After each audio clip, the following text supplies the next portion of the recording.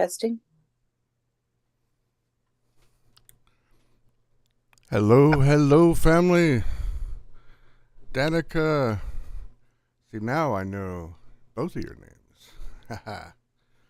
Hey, Flappin' ZZ, Alessandra. Love you guys. Welcome to the party. Hey, Gail. We got all the Canadians in the house. We're still missing Ivan and Tizzy. Linda with a Y. Mwah. Are you guys ready for some more experiences?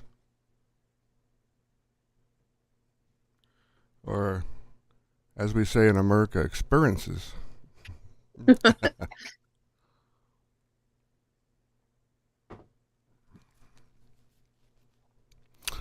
Joni loves Chachi. Joni's not so fast. I like that. That's awesome. Hello. This is my art channel. Ah. Well, now you tell us.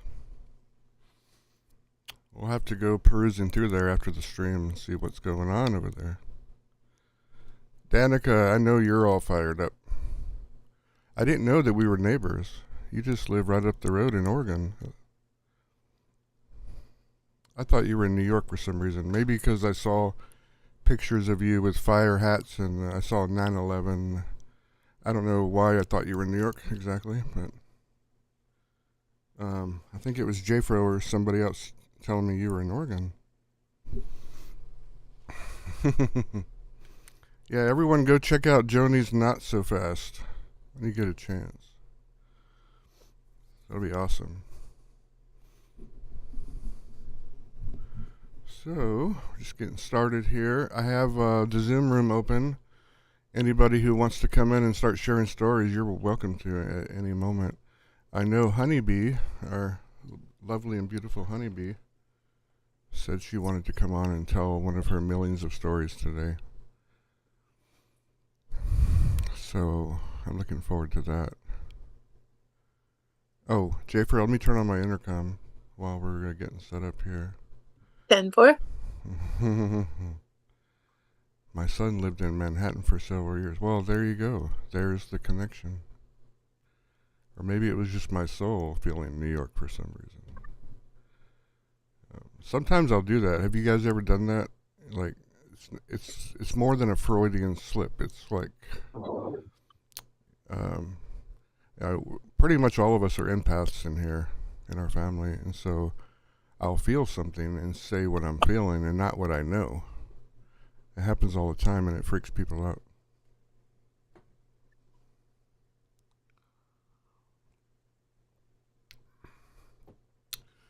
Check it out. The average view duration so far is 1 minute and 11 seconds. Isn't that pretty cool? With 11 watching now. Yeah, see? Oh, 12, sorry. That didn't last long. That's okay. Fleeting. But see, now it says 1 minute 35. So, but everything had lined up. It said 11s across the board, which was pretty cool. Mm-hmm.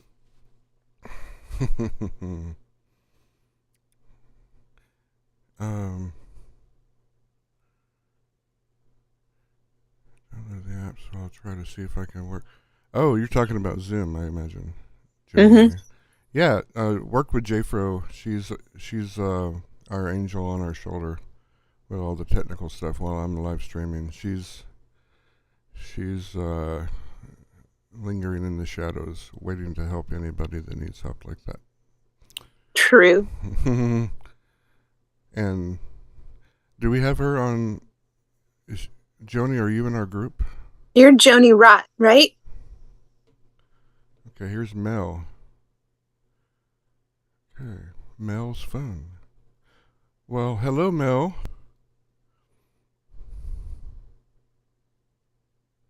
Oh, thank you, Becky. I really appreciate that. Hi, Mel.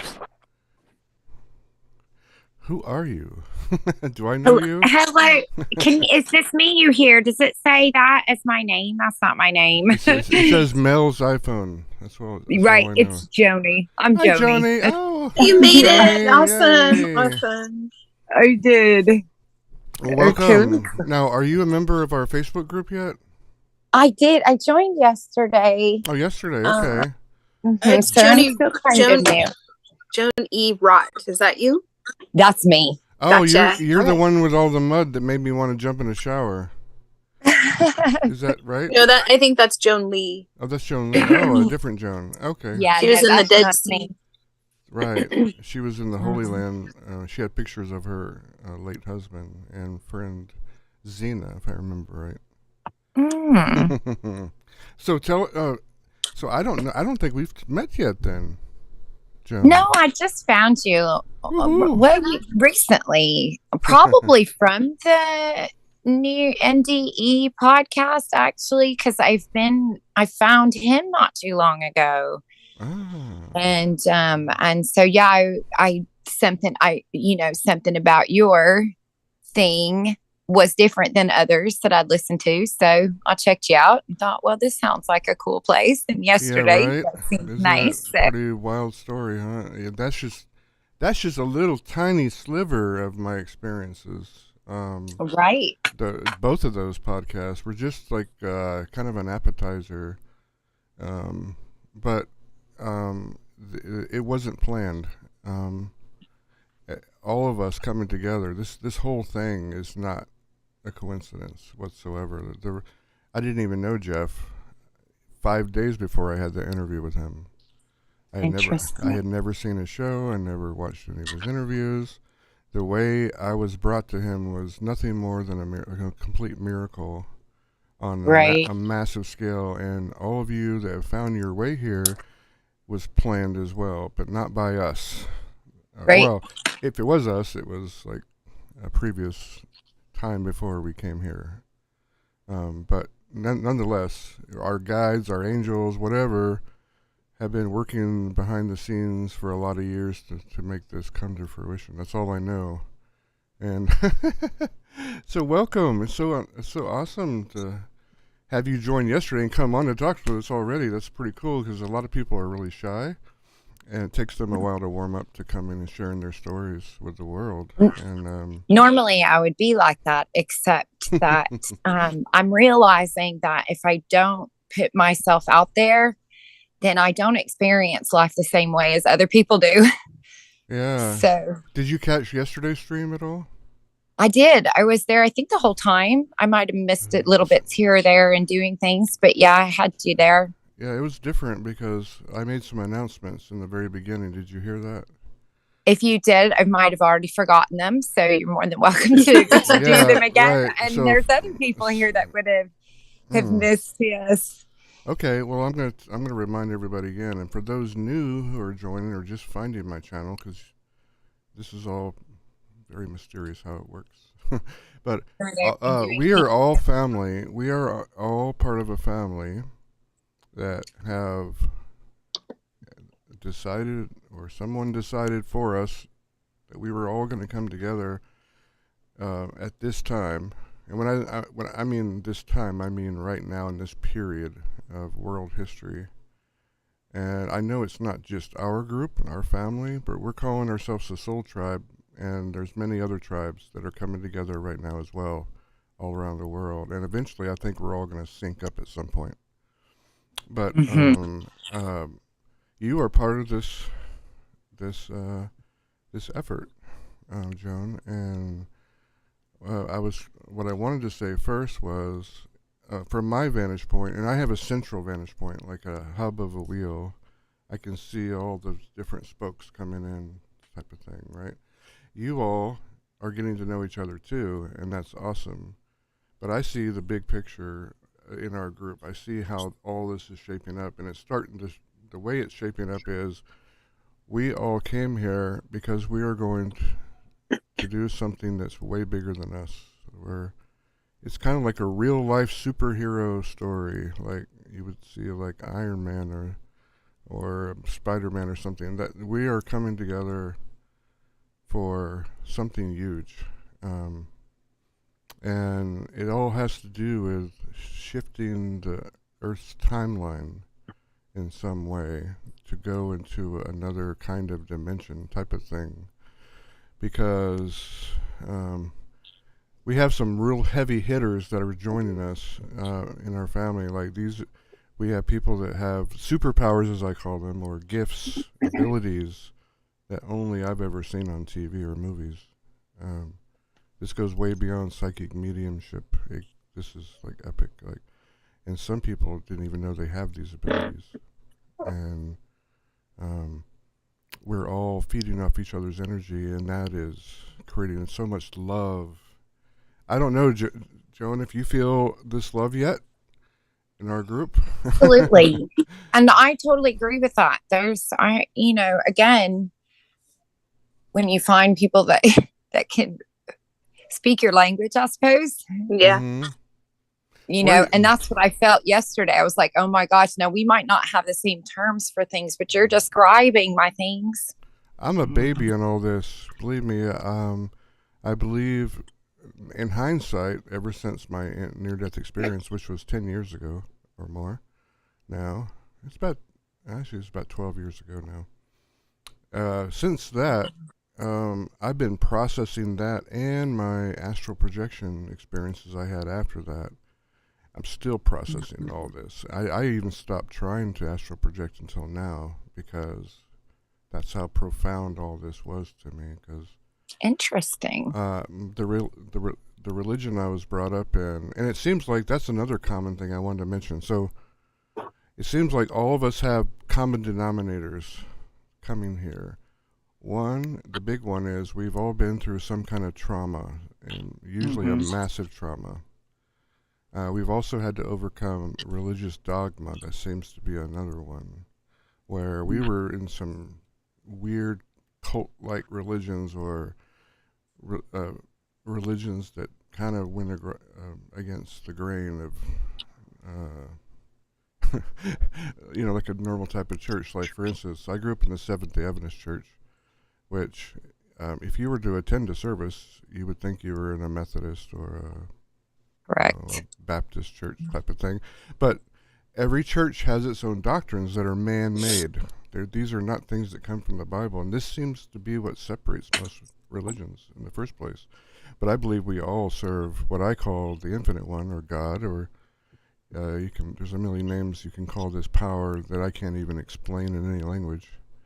But we all serve the same entity, or being, or beings.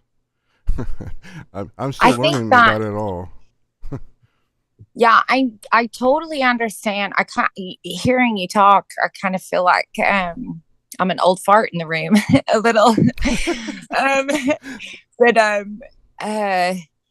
Yeah, the religion thing really gets a lot of people caught. And I remember, for me, I also grew up in a religious type home, but I come from more of a science type direction. How I ended up here, I have had near death. Now I'm excited. I have out of body. I have a condition that causes me to have out of body experiences regularly. Way. What?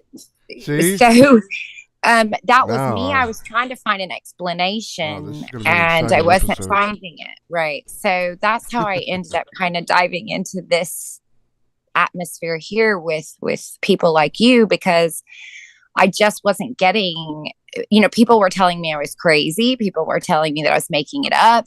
And I'm like, okay, I'm a very sound mind.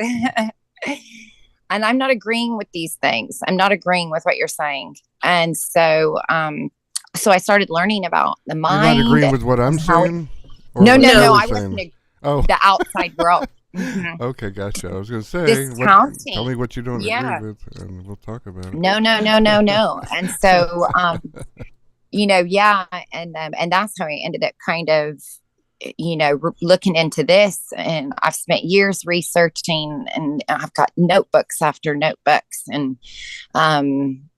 it was, the religion thing seems to be what catches people. And that was one of my experiences as well. I couldn't speak of spirituality unless I included the terms God and Jesus, and that just wasn't working for me anymore.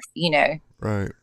Yeah. So, for example, my religion I was brought up in, and my parents weren't strict Seventh Day Adventists like a lot, and they're really, when I say strict, there really is no definition of strict, but there always seems to be levels of strictness in any religion. Like people are like devout Baptist or devout whatever. That's what I'm talking about. Like they follow the religion to the letter or to the T.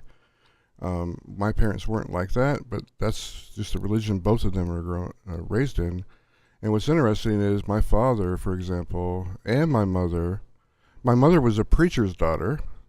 He was a Seventh-day Adventist preacher while she was growing up, but then he left the religion and became a boxing promoter. And then on my dad's side, his father wasn't even religious at all, but he was the chauffeur to Dr. Henry Kellogg. You know the Kellogg's cornflakes?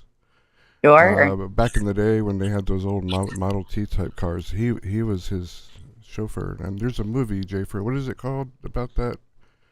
Oh yeah, The Road to Wellville. The Road to Wellville. If you guys have never seen that, you'll actually see my Do you know? grandfather's role in that movie. Go ahead, A Jen. side note: do you know that the reason that circumcision is a thing in America is because of Mr. Kellogg's? Oh no. Yes, exactly. I know. Yeah. So Dr. Yeah, Kellogg, he was a big figure in our church, just like Joseph Smith was for the Mormons or whatever. So he believed in water therapy or hydrotherapy. He believed that water can cure any disease, for example. And so he spent billions of dollars investing in things in research and development for water. And then, so my grandfather was his chauffeur, so my grandfather just would listen to him or talk to him all day about his therapies and stuff. And so my grandfather had 8 children eventually after that, and he taught all of his 8 children all these therapies, these home remedies and everything, and that's how they got passed down today in my family. And also he sent all of them off to college to Seventh-day Adventist College, which is in Collegedale, Tennessee. It's a northern suburb of Chattanooga. And that's where my parents met. And it's also right next to the Little Debbie factory, if you know about Little Debbie snack cakes. So I guess you're aware of Lee University then. Yeah. Yeah, I went. That's my school. It was Okay. college then. I'm old. Wow. So yeah, so Little Debbie's father put my mom to full scholarship. He gave her a full scholarship, and she stayed with them her whole time. And matter of fact, she gave me my first job when I was 17, and she was also my parents' flower girl in their wedding. So that's pretty cool claim to Wow. fame. That's rad.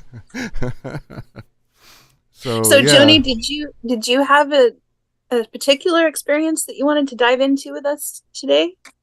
Not necessarily. You know what? I don't know. No.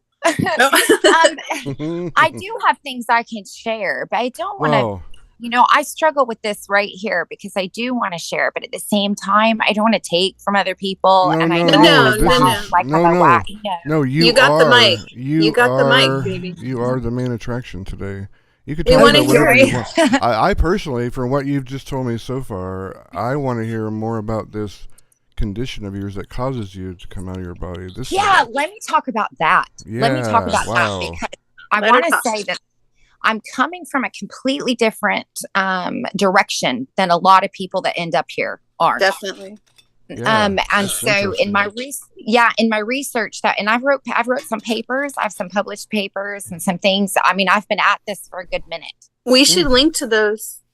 To tell us a little bit about your credentials. Like, I don't have credentials. I was an English major for journalism, and I got married and had kids and never went back. And then I got divorced, had my second near-death experience during that time. And then had my, I don't know, Kundalini is what the term I like to use for it. And that's a name that's been coming up for me. in my spheres lately. Yeah. That word. Mm-hmm. Yeah. And so I have a condition. It's syncope. It means fainting. Fainting. It means that I faint or I near faint most of the time. I only actually faint maybe once or twice a year. Wow. Good. But I have cycles, and so I can know it's coming. So now it doesn't happen very often. And Good. last time I landed on a table and cracked my face. I've got big Exactly. scar on my face, but I like it. I think it's kind of cute. But J-Fro, that's who I live with. She's my roommate. That's who you're talking to on the other end of this. She's in the back of the house right now, but she's an occupational therapist, so she'll understand all your medical terms. oh, excellent. Yeah. So I have a genetic thing. I found out. See, my whole life I was told something was wrong with me. So I was consistently being accused, like so many of us, accused of things that I didn't know. And I would say, that's not me. I don't have that. I'm sorry. I don't agree with you. So long time ago, just gave up on doctors. Yeah. Yeah. I felt like we're useless. So I started looking into it for myself. And so I discovered that I had this condition, which a lot of people will probably start to become familiar with because it seems to be a lot popular with some of the side effects that are happening to people lately. But it's POTS, or postural orthostatic tachycardia syndrome. So upon standing and sitting, I get lightheaded and can pass out. And so throughout my life, I've had these events from childhood to adulthood. There's even videos of me fainting at things like weddings and stuff. So that's real fun. But when I had my awakening, so that Kundalini moment, that changed because now something unique happened to me at that moment that was so supernatural. I couldn't explain it through any type of scientific means. It was different than I had a near-death experience as a young teenager at the hands of another person. And so that I had that event that had sat in my memory. And then now this secondary event, and I had one thing is still unanswered. The rest of it I've been able to answer, but one thing that I've still been unable to really understand, which is why I'm here with you, because these are the things I still am trying to figure out for myself. You have come to the right place. Exactly the right place. Yeah, we're all the same. We're learning, and we want some answers to what all this means. Yeah, and that's what I've been looking for. And that's kind of the reason why I was excited yesterday. I don't remember, Jay, if it was you or maybe Stella, I think, had mentioned about when you're in, I call that place the in-between zone. So when I'm lucid, I've always been a lucid dreamer. I have the out of body. I have the near, the unconscious. And all of my research about unconscious states of mind. And I've listened to thousands of near deaths. I've talked to, I had a friend who'd been in 2 comas in his life. I've had another friend that was in a coma. I talk to everybody that has these experiences. Now you can talk to me because I've been in a coma too. I would love to, because I started to notice some patterns. I started to see that there was patterns to these unconscious realms. And since I myself have managed to play within these few little places between the dream state, the lucid state, the unconscious state, I've never been in a coma, a near-death state. You don't want to, believe me, especially when you wake up in one. It's the worst torture you could ever imagine. Yeah, I'm sure.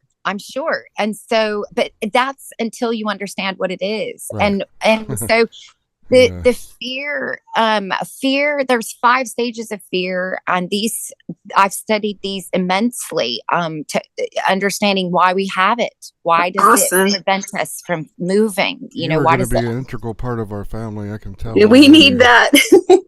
I know. I felt that yesterday when she said that. I thought, I can help you with that. Oh my gosh, I can help you with that. Sweet. We're all helping each other with our. We all have these little niches or superpowers, as I call them. I mean, we all are empaths. It seems. We all. That's what I call them too. Yeah. I call them my superpowers. Right. So I'm just learning about superpowers I never knew I had, because. Oh my goodness. When the more my heart and my body fills with this love. I mean, we're talking almost going on 5 weeks straight, nonstop of this love feeling like I experienced when I had my first near-death experience. I mean, I've never had love like this in my heart ever for this long of a period of time, and it's overwhelming in a good way. And it's causing not just me but others to just flip switches on at will, and we're all feeding and we're getting each other's powers. Like it's Almost definitely. it's very interesting. So you're about to experience things you've never experienced before, I guarantee you. I'm hoping so. Just I by mean, proxy. I'm hoping to get as many answers as I can answer, right? Yeah. I'm not here to teach. I'm here to learn. Well, I think you're going to be teaching probably too. both, huh? It's probably going to be a little bit of both, just from what I've heard so far. But anyway, Inspiring and teaching other people is a really spiritual practice, actually. You know, that. yeah. Okay, so those of you who have found this channel and this soul tribe so far, I call you the first wave. I consider you all to be the teachers and of the future. Even though you don't think you're going to be teaching, but I think you will. But all of us are here to teach. And then there's going to be a second wave, which is a really huge wave that's going to be coming, and they're going to be counting on all of you to kind of catch them up a little bit. And I'm trying to format our foundation in a way where we learn a little bit of everything in the beginning here just to catch everybody up, and then we'll come up with some main formats on how we go from there, you know. I'm reading the chat and I'm seeing that other people know exactly what I'm talking about, and that is very encouraging to me. Discussing their out of body, their unconscious. I call it the in between, because to me it's and I'm going to go out there. This is the things I cannot talk with my friends about. Okay, they completely turn me off the minute I go anywhere near this stuff. So excuse my own interpretations, and I don't know the lingo. I've made it up myself as I've learned it. But I call it the in-between, and that's basically anytime that your eyes are closed. So anytime that you're not in visual interaction and you're in that dark zone or the dark place, or right? The void, yeah. I think the void, of those Jeff terms. calls it the void, yeah. And I believe that there's stages to that void. If we'll use that term for now, I'll keep there.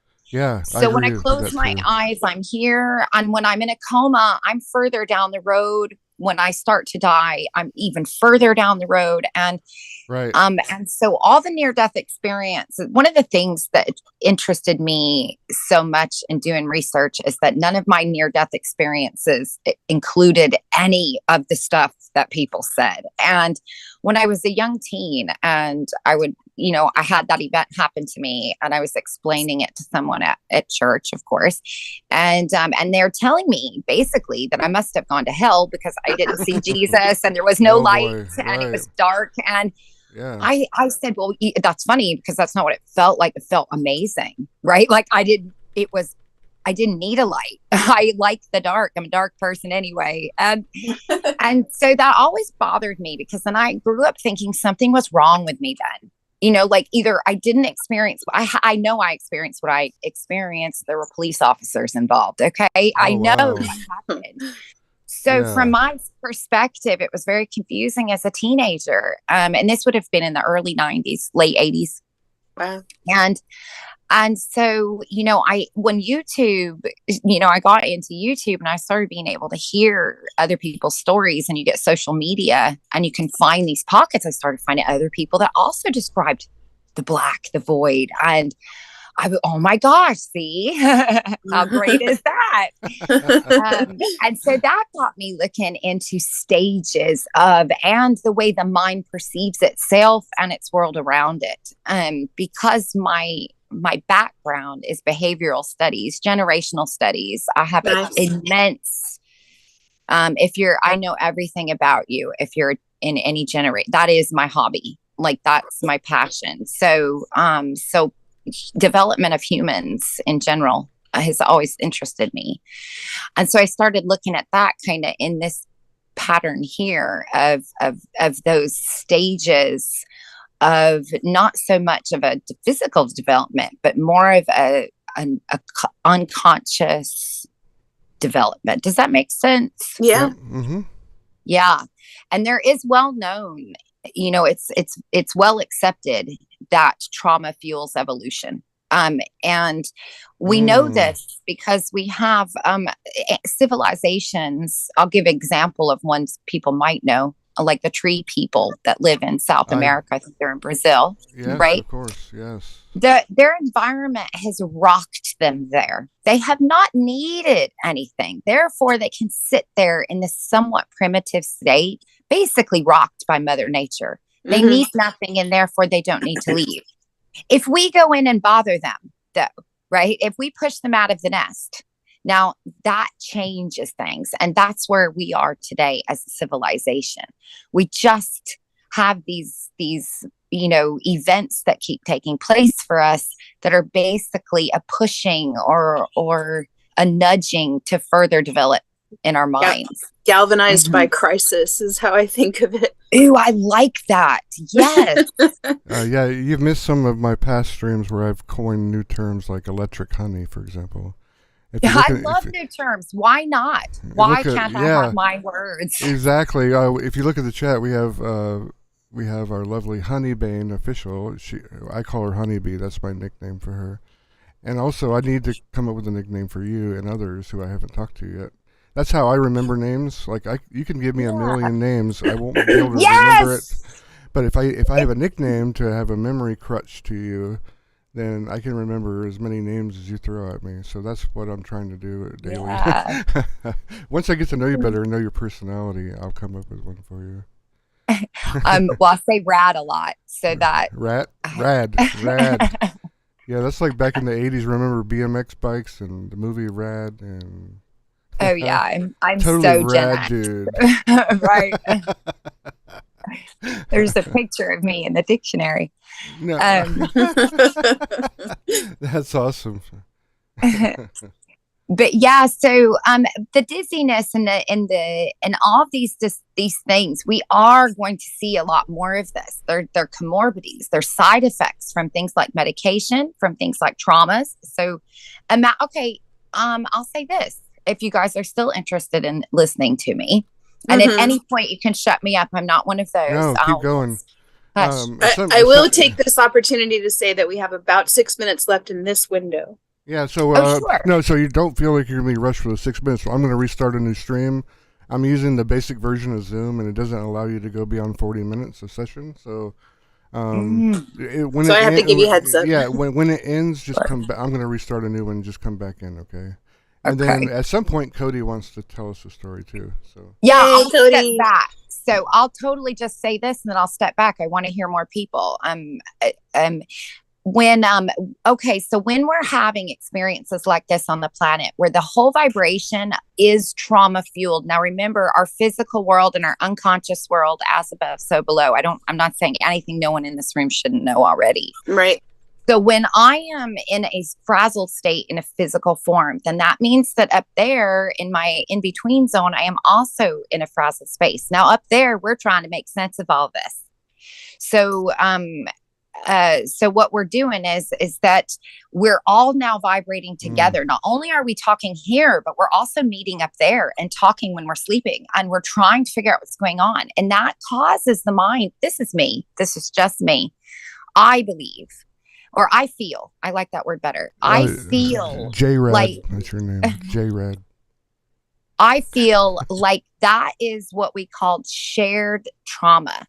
We experience this every 100 years when we have a crisis cycle. The World War II is one. So now imagine all of the children that are being conceived and raised in this environment with not only physical stress, but also the unconscious ether stress. And that's what creates these generational cycles. And that's what keeps us stuck in this soul trap.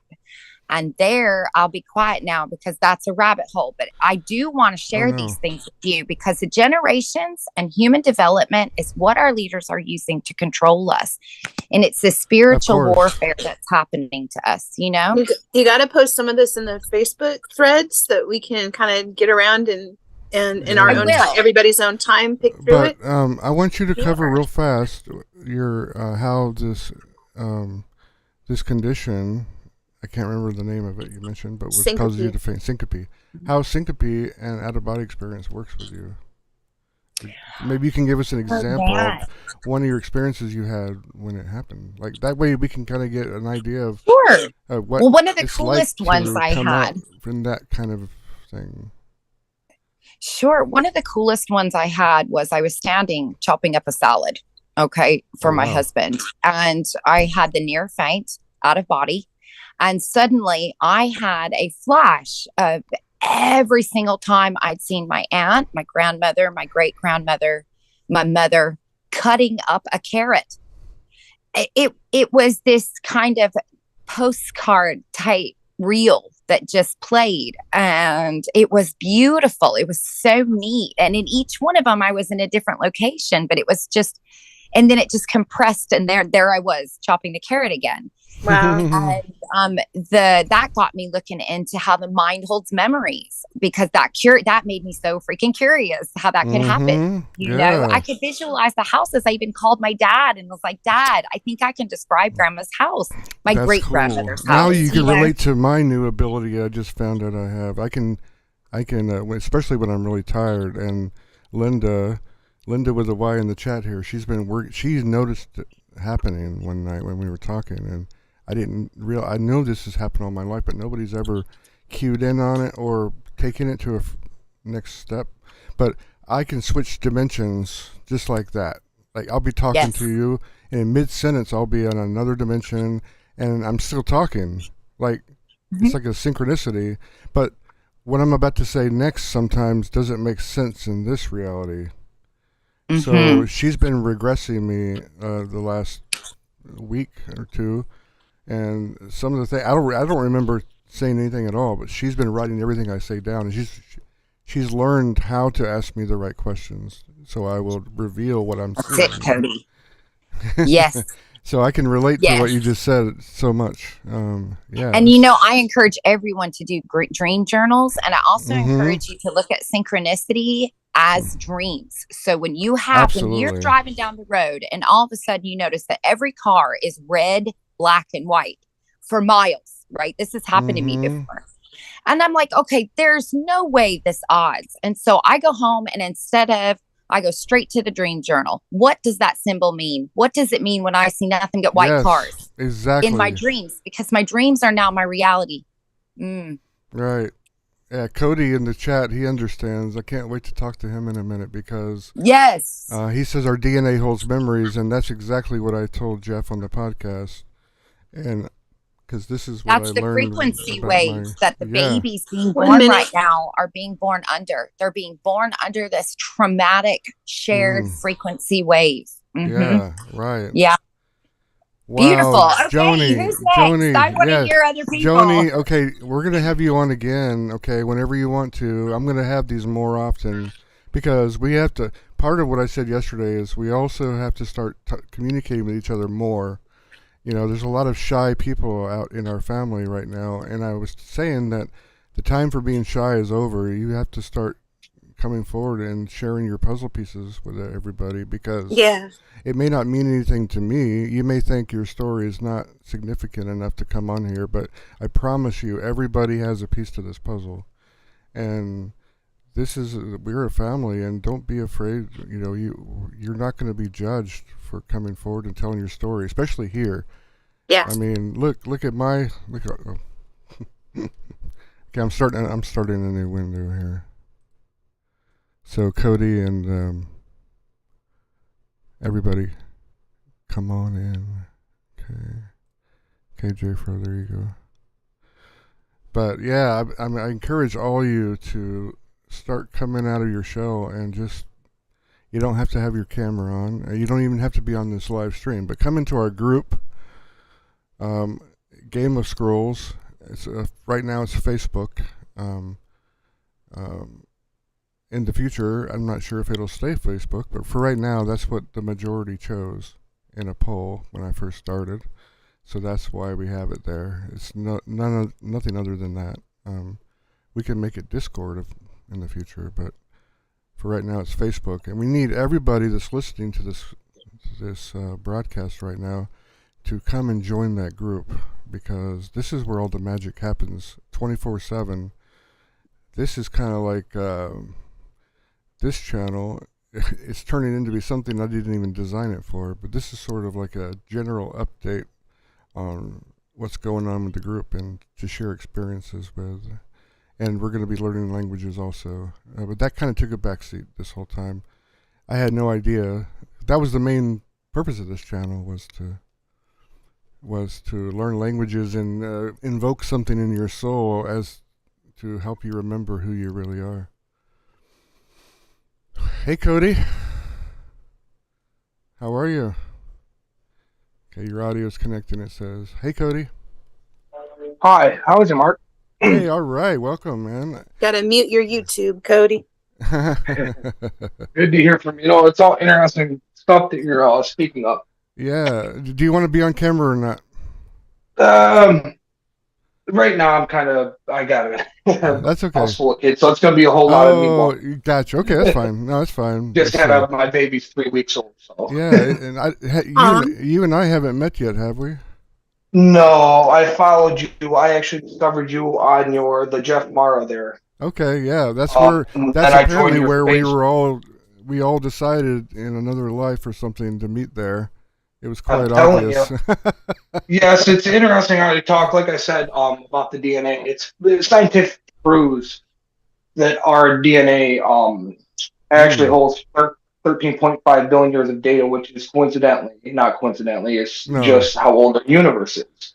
Yeah. Exactly. Along with that, even a single drop of DNA holds, I think, some 700 terabytes of information, which I believe it all makes sense. All of this. I'm actually 30 years old. I operate my own construction business. Cool. That's what I do. But I got started all in this. Basically I didn't actually have a near death. Mine was actually due to I have out of bodies, and I have since I was about my early 20s. I'm now 30, so at least 6 solid years of out of body experiences. When they first started occurring, I was actually going through. It all started with I was dealing with copious amount of stress, and what had happened to me is I would have night terrors, and I would wake up crying and such, and not know how I got in the corner of my bedroom, where I'd wake up and sprint. That happened to me too. It sounds funny. And then after I started dealing with those issues, and I got my my mental back in order, I started finding myself out of my body.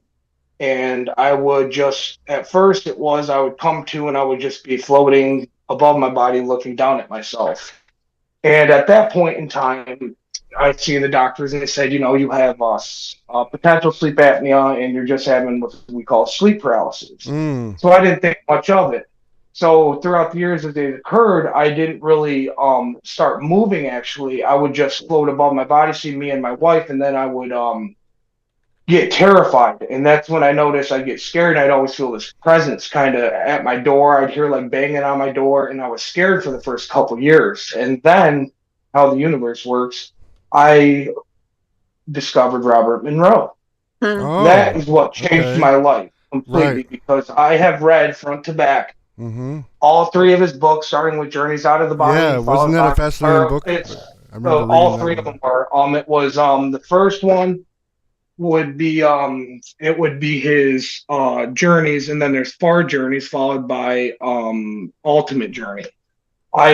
This is literature I've been digging in for the past 5 years. I've read thousands of pages of literature, from the Egyptian Book of the Dead to the Tibetan Book of the Dead, through countless out-of-body books, energy works. I've also started dovetailing all this information together, which actually all correlates and all makes perfect sense once you understand. There's books, examples of a book called The Light of Egypt.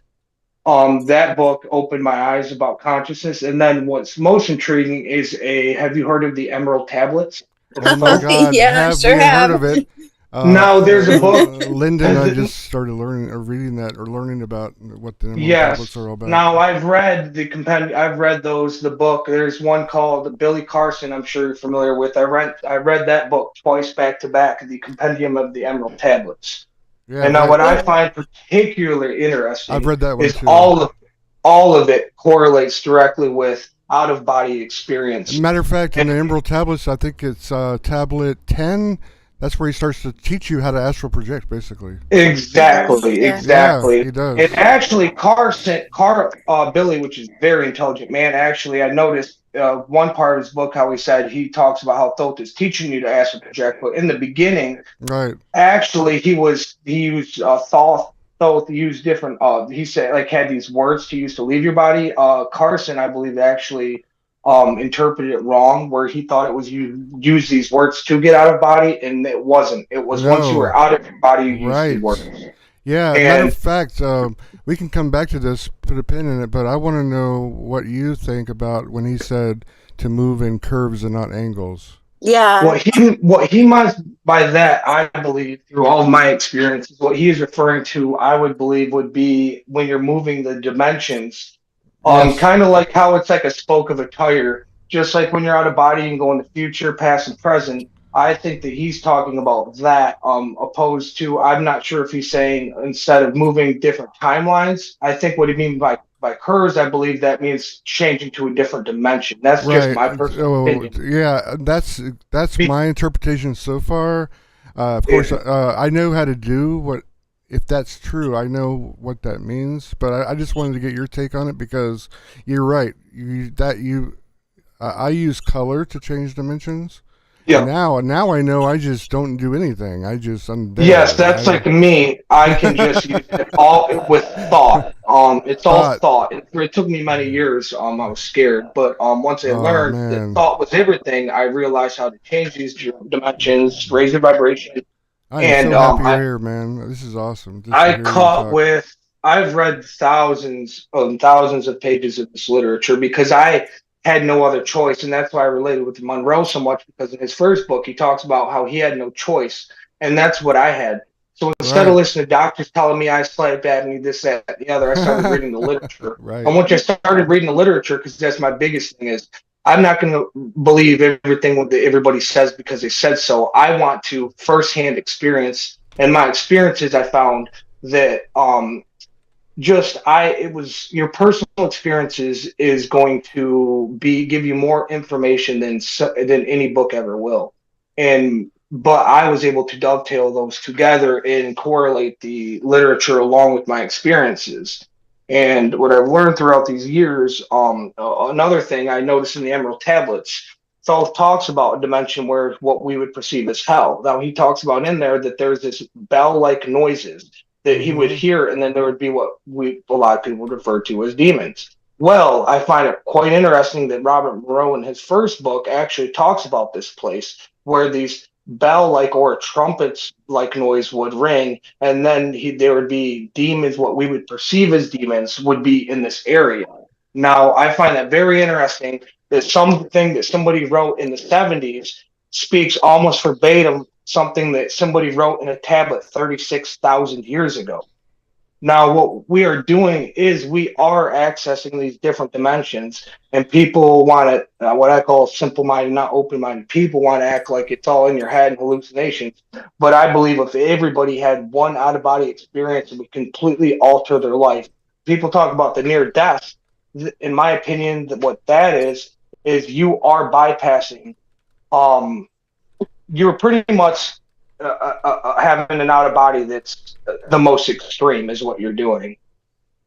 And you kind of bypass the little, the steps that you have to do opposed to when you're having out of bodies. You have to gradually work up to the light and such and the other dimensions opposed to when you're having near death, you're actually just catapulted. You know what I'm saying? You're catapulted to those realms that are higher, if you will. And religion is all had this stuff messed up for many, many years. Not messed up, but people have interpreted it in every religion I've studied. The Easterners have it more right.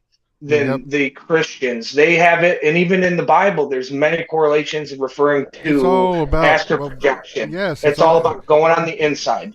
That's right. All these visions these prophets have, that's all they were having out of bodies. Exactly. That's all they were doing. Exactly. And people of religious, like I have family that's Christians and such, and they believe, oh, that's the work of the devil, this, that, and the other. You shouldn't be doing. I've heard it all. No, it's something that you say I shouldn't be doing, but it's something that I do regardless if I want to or not.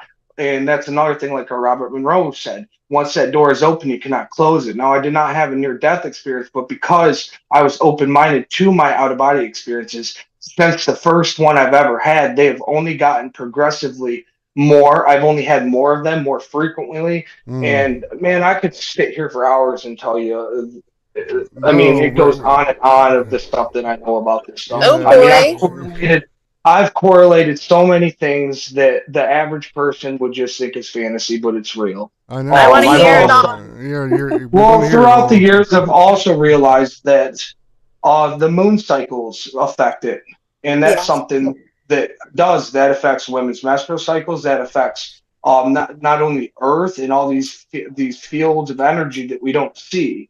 Now, they do affect me because when I notice, and I've been for 6 months now, tracking this, and when I have the most out-of-body experiences is about 5 days before a full moon and 5 days after. So there's like a 10-day window where I have them, whether I want to or not. I'm out of my body. Now, when I first started, I'd have to say affirmations, and I would say, when I sleep tonight, I am not my physical body.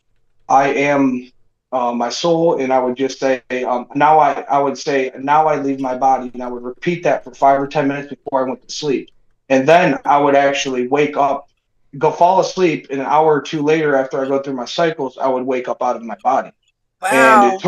And now I can do it where I can actually consciously, that's where I did this for me, nobody else, but for my own personal knowledge to understand these things. And I realize that now I can consciously, not all the time, but once a week, I can consciously go from that meditative state directly into an out-of-body state, where I can physically sit up, walk out of my body, look over, see my body laying there, watch myself snoring, watch my wife next to me, see my kids throughout the house, and then I can also starting to be able to learn how to go into these other dimensions. Like I've had experiences where they're just like Earth. And I mentioned you've had, talking about experiences where it's like, your house looks a little bit different, but it's all translucent. You can go right through everything, objects, right through the wall, and then you can fly. And then you can,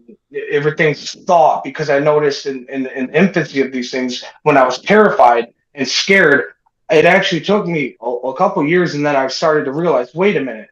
Now I'm so proficient at it that I can realize while out of body if they're what I like to call a thought form creation of mine, where I will have fear and then I will project these thought forms and I will see certain things that aren't really there, but my brain is taking over and conjuring these things up, because what it is our left brain's fighting with the right brain, and at the same time, our soul's in the middle too. So it's a three-way battle. Exactly. And once you become proficient enough, you realize that.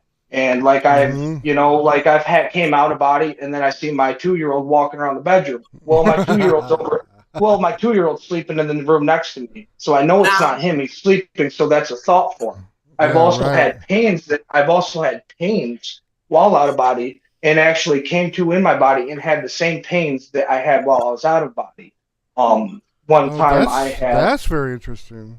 Yes. I had the one time I came to, and I was floating, and then it was my son, 2-year-old, walking around. I said, "No, that's not you." And I go to fly up and say, "Bye, buddy." And then all of a sudden I'm in my body again. And then as I'm going to come back out of my body, my wife is laying next to me, and I thought it was her sitting up, like we were going to start kissing and stuff. Well, I didn't realize this. It was almost like my body was in autopilot. Well, I start kind of kissing on my wife, and then all of a sudden, out of the blue, my scrotum, my balls start hurting with a tremendous amount of pain, like somebody squeezed them. And then I woke up, and I woke up in my body, and my physical scrotum hurt like somebody had grabbed them with a vice. Oh my And God. they still hurt for a couple seconds afterwards. Rude. So I've actually had pain that I've had out of body and projected into my actual physical body, which I think that was just, I don't know, maybe of a kind of a lag or something, or like, you know, mentally I'm not sure exactly how that works, but that has happened and it's verified. And what else was it I was going to say there? I've also had split consciousness where I've been out of body and I've had my consciousness being in one part of my room while at the same time I'm snoring in the bed at the same time and my consciousness is split in half. You know, I've had that happen a lot of times actually, where my consciousness been split in two. Yeah, I think it was the first astral projections live stream I did a few weeks ago or a month ago. I actually said that a lot of people will feel like there's somebody behind them breathing on the back of their neck. That's just your own. That's just your own breath. It is. I've caught in my early years that's happened a lot to me, and that scared me. You know, yeah, people think there's a demon behind them, or yeah, and that's where I think a lot of the literature that you read, where people talk about the demons in this, it's actually just their own consciousness actually projecting negativity. Because once you get proficient and do it as long, as I have, or like people like you realize all these things, and the mind is a wild thing because it's like I said, your left brain's fighting your right brain along with your soul, and they're all fighting in this kind of three-way battle. And you are the one that has to decipher what's real. It's not like I've also encountered light beings, which I've had where I've actually never communicated with them, but I've always felt their presence when I'm out on my journeys. I've always felt the presence, and there's been two different times I've seen the dark figures. I've seen those, but I've seen a light being that was like these orbs, different colored orbs, and they're in the outline of a human. And I was flying, and it was maybe 20, 30 feet away from me, flying with me actually, and it was a light being. And it caught me off guard, and I looked, because when you're out of body, you've got 360-degree vision, but it's your focus is where you actually focus your attention, And when I focused my attention on it, it caught me off guard, and poof, I was back in my body. And in the early years too, I also noticed a lot of I feel like I was getting put through tests, where I'd leave my body and I'd go through these weird mazes, and I'm doing these random things, and my body's like an autopilot. And then I'd be my body again. And then I'm going through the same test. And then I'd have to have like a certain emotion would be triggered in me. And once that was triggered, it would be like they would stop. It was almost like I was being ran through these tests in the very early years. And that's something I've heard a few people talk about. And I find that interesting as well. Like who's giving you these tests. And I think that might be what people call the higher self. Yeah, exactly. No, it's like you say tomato, I say tomato. I'm, some people say souls. I usually say souls or spirit body. There's a million different names you can attach to any of this stuff. Like I call the infinite one what some people call source or God. Yes. We are all talking about the same thing, and we just had to, so yeah, I think most people here understand that. I hear you're being approached. I'm listening. You've just entered the kid zone. I'm listening. Yeah, that's okay. But yeah, that's yeah. So I was just typing to Joni that we will redefine words in our group. We will probably create new words. Oh, definitely. Don't even exist yet. Because there's so many different words that we use as humans, and people, it's like whatever makes you feel most comfortable, and whatever people want to use for their spirit and soul, and I'm fine with all that. I mean, we're all in this as a species to figure these things out, and I'm glad to find open-minded people like you to actually discuss these things in a logical manner and not in a that's awesome. That makes me feel ignorant so way of it's impossible or that's all fantasy. And no. when you dig into the literature and have the experiences that I have, nobody can tell me anything because like I told you prior, like if everybody had just one, they would realize these things. Like my wife in the beginning stages, was like, oh, you're having hallucinations and this and this, that, and the other. And then once I started showing, like describing my experiences, she really understood that I was really in my body. Like in the early days, what I did was it sounds funny, but when I left my body, before I went to bed, I would look at the position my wife was laying in bed. Mm-hmm. Then I'd leave my body and then I'd examine the position she was in when I was out of body. Then when I went back in my body, I would look at the position she was in when I was out of my body. After about 10 times of doing that and every single time being proven right, that's all it took for me. I mean, wow. I already knew it was, but I did this just to verify. I've also verified it by going to my children's room and stuff like that. Like the one time my son had fallen asleep next to me. And I can actually kind of split my consciousness because the one time I was out of body, and this is in the very early years, and to me, I'm out in my soul, and I'm thinking that I'm shaking and saying, "Wake me up, wake me up, wake me up." Well, he woke me up, and I said, "How did I just wake you up?" He said, "You were whispering what my son's name. He said you kept whispering my name over and over and over, and then I woke you up." I said, "Well, there's once again another fact." That I was physically out of my body because I was lying or snoring, yet at the same time, I was whispering your name to wake me up, Mm. Yeah, this is so awesome, man. We're going to have some really great discussions in the future, you and me and the whole group. Oh, I can go on and on. You know what's interesting, and the cool thing also is you're a builder, you're a contractor, so you can help us with measuring things in the astral, which is awesome. Yes, we all have these niches or superpowers, as I call them. And you're going to come in handy when it comes to things like that. Yep, I'm a builder. I'm an artist. Yeah. So one of my dreams is to all of us in this new family travel together as like a field trip every night. I would love to do that, like Robert Monroe did in the early days. He talks about doing that with groups of people.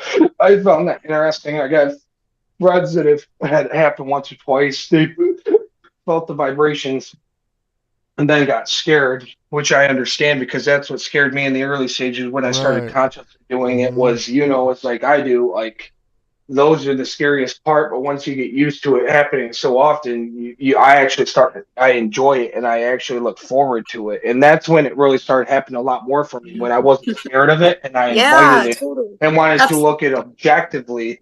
And I wanted to enjoy the experiences by going around the neighborhood. I mean, I remember being a child having them. And as a child, just thinking it was dreams. And then when all this started happening, I said, holy moly, I've actually been doing this my whole life, which actually is scientifically proven that everybody leaves their body during REM sleep. And absolutely. This stuff, that's what bothers me about people that act like it's all fairy tale fantasy, when scientifically it is proven that it's all scientifically proven. It's scientifically proven when one leaves their body that there's actually a density to your soul. Mm-hmm. When you leave your body, they've actually what is it, like 8 grams or something like that? Something like that. But they've been able to prove that. Not only prove that, but they've been able to scientifically prove that our consciousness is not in the mind, in our brains. Of course not. No. If you, I think I don't know if I mentioned it on. Yeah, I think I mentioned it on my first interview with Jeff that our brain is. I call it a soul trap.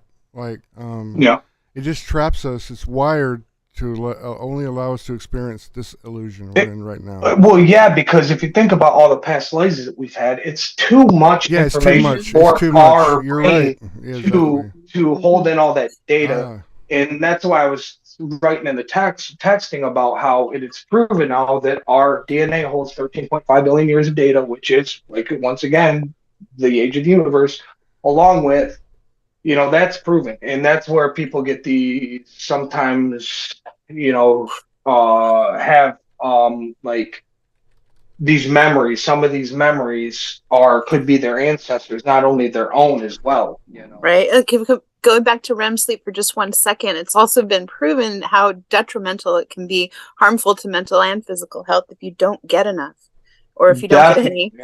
I concur with that. And yeah, so it's like, it's not just, oh, by the way, while you're sleeping, we have these things for you to do. It's that you need to reconnect on the daily with yes, this. ma'am. And then you get failed again, or not. And it's, you know, so you can cope. Right, correct. And it's proven that actually, you know, I call it night and day shift crews we have. And it's actually proven that our night shift crews are actually, brain activity is actually more active when we are asleep. Yeah, and a lot of that is granted maintenance and such, but we do have that's when our subconscious is kicking in. And that's when a generative fashion, not only dormancy to replenish, you know, what we've been busy doing all day, but we are also continuing to generate in that state. Exactly. That's why we can have these dreams, and I've had them where you can actually have combinations of out of bodies and a dream at the same time. Hence, people that have flying dreams, the dreams where they're looking for their car, and then when they find it, they're in their body, because that's our brain's way of getting in the middle of that battle and battling each other. And that's proven, you know. Our bodies, when we sleep, you know, that's what I'm saying. Everybody has them every single night. It's just whether you remember or not, just like dreams. Some people remember their dreams, some people can't. Yeah, and it's the same thing with out of bodies. Or misinterpret them, yes. And out of bodies, that's something that we do. And that's why I think us as civilization need to understand these more, and I love that people are starting to be more open-minded to these things and discuss them, because as a whole consciousness, as a species, we need to learn these things. Yes. You know, there's a reason aliens haven't landed on the lawn of the White House. You know, we're monkeys compared to them. We're fighting each other, other stupid things. Oh, I know. And their consciousness are so advanced that the people that are intelligent and people that are doing these out of bodies, there's a lot of people talk about dealing with aliens. I think a lot of that's misinterpreted in the sense where they accidentally kind of ran into them while out of body. That's just my personal opinion. That's all. But I learned through, you know, I mean, I've studied everything from the energy works to the Akashic records, obviously out of bodies, Tibetan Book of the Dead, Egyptian Book of the Dead, the Bhagavad Gita, the Emerald Tablets. I mean, all this literature, especially the Eastern, they all talk about this, and they've all been talking about this for thousands and thousands of years. Yeah, exactly. This is nothing new. Have you read any of Zecharia Sitchin's books? I actually have not actually ordered a set not too long ago. I'm waiting, but I want to get into those. But it's just there's so much. I have so much literature. You know, there's read all my books. Yeah, his books are only based on a few cuneiform tablets that he's translated, but there's so many just sitting in archives. And people try to act like, Zecharia Sitchin, he's just making this up, and he's the one that he's the only one that's translated. They've been translated by numerous people. Of course, right. He's not the only one. But look, there's just simple-minded science act like it's all fairy tales. Yeah, a lot of these scientists and Egyptologists, they painted themselves into a box, and they don't want to unpaint themselves. So they're trying to make everything fit, like, you know. You were correct, because they don't want to be wrong. Exactly, just like all their egos are so pyramids. Oh yeah, and with the pyramids and all the stuff that they're figuring out, that they'll be able to use these energies and such and sound to move objects, this, that, and the other. That's proven that they can do, and that's why they're now scientifically proving the things that they can do with sound waves. And that's why even back in during, I believe, World War II, there was a certain forget the craft, the plane or jet, but they figured out that there's these jets and they'd have to move the wings. Well, when they got to a certain position, they would make this humming sound. And what started happening is the pilots were falling asleep from these noises. Wow. Well, think about when you have out of bodies, when you hear that wow, wow, wow, wow. Yeah, exactly. That's because of that. And this is stuff that they didn't know back then, but it all makes sense to me because when I have my out of bodies, it all starts with that. All that I have to do is literally lay down at night and I already start hearing the you know what I'm talking about, that humming though. Yeah. Wow, wow, wow. Within 5 minutes I of laying actually down, do that on one of that. my first, I think it was my second or my first live stream I ever did. I actually did that when I was talking about binaural beats. You know how you get that wavering, that whoa, whoa, whoa, whoa, yep, and that's why Monroe, if you listen to those Monroe's beats and stuff, that's why you noticed a lot of his beats sound like when you're actually having out of body experiences. Because he also has another one that's like this really weird kind of techno-y kind of noise. Like I don't know how to make the noise, but I heard it and I was like, oh my God, I've heard that noise while out of body a bunch of times. And I was like, that's how you know that, you know, he's pretty much just reenacting the noises that he obviously heard while in the vibrational state, or close to, because that, you know, that's the prelude to this all. Yeah. And do you ever get like I do, like I get the lightning bolt, but right before the lightning bolt down the spine, I get I hear the chakras releasing. I call them spirit locks because I hear that a lot, but I don't get that. At least that I a conscious recall, I've never really got that. I just get the vibrations that get really, really loud, and then after that, it's just like this void, and then I'm just out of body. You got a shortcut. You got a shortcut. Something, and I think that I got that based. I don't know how, but I think it was just because in the early days I was having them. And I didn't know what they were, so maybe they were back then. I was just so terrified I didn't really, think about that. That's and awesome. Then I got to a point where I think now that I'm conscious of doing it as such, I think that now, like you said, I kind of unknowingly created a shortcut without even knowing it. Yeah. But if you look in even, go ahead. I was just gonna say on my next Astral Projections live series.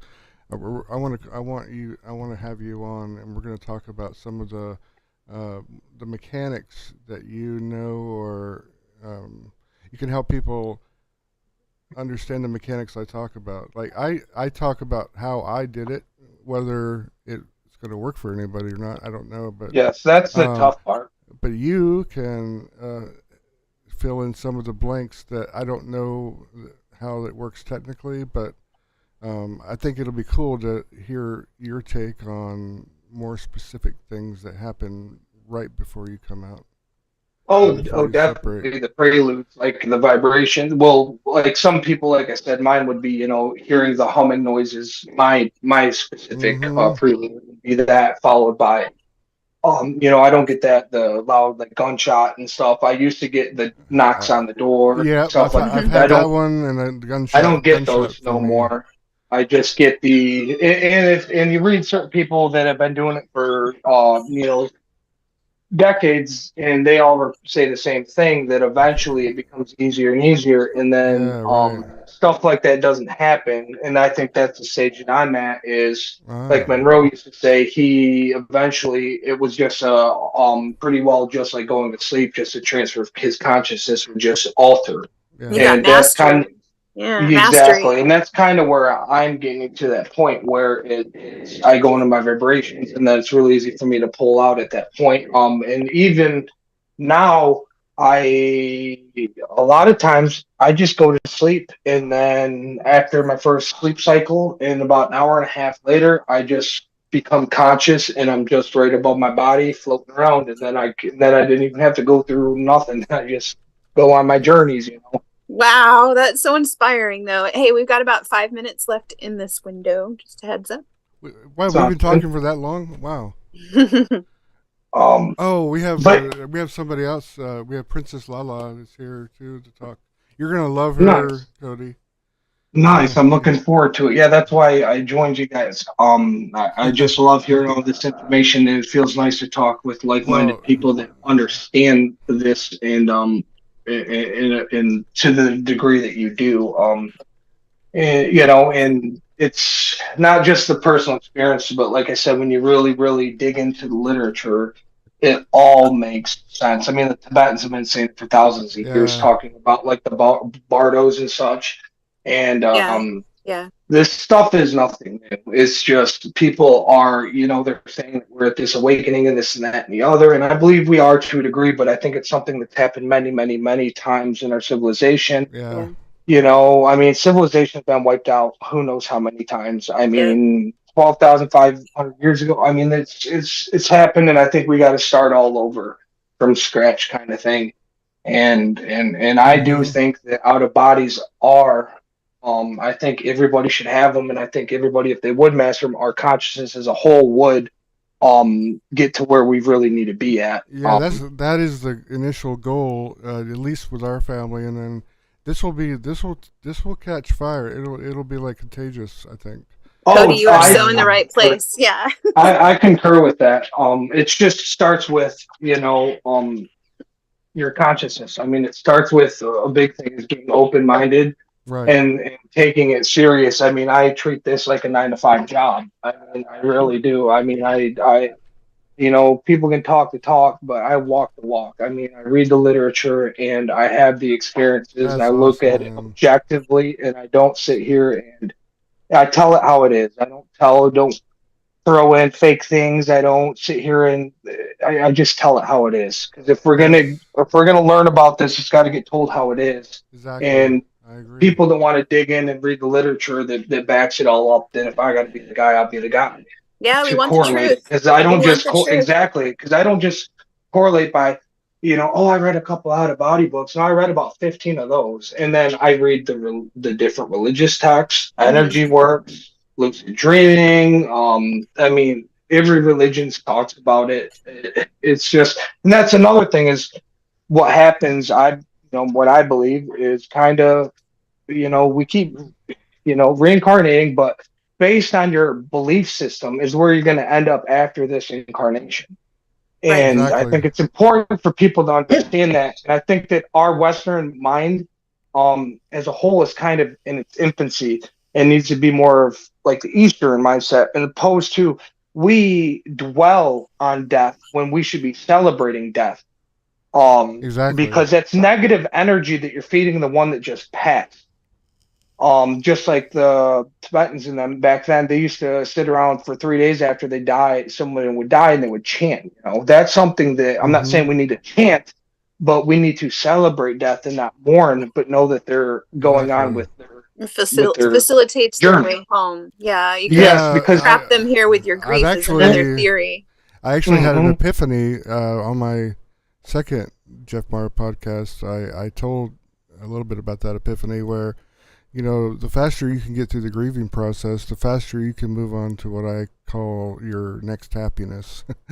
Exactly. No, I concur with that. And I think us, just as a civilization, like I said, we all need to work in our own ways on our consciousness. And I don't think that we work on that enough. That's why, I'm Native American, but those Native American stuff in these ancient cultures were so connected with all these things. They knew all these things because they didn't have iPhones to sit on all day and TVs to watch. They were in nature, getting grounded and getting their energies where they, connecting with these energies that we're actually, we're not nearly as connected as we used to be. Correct. Yeah.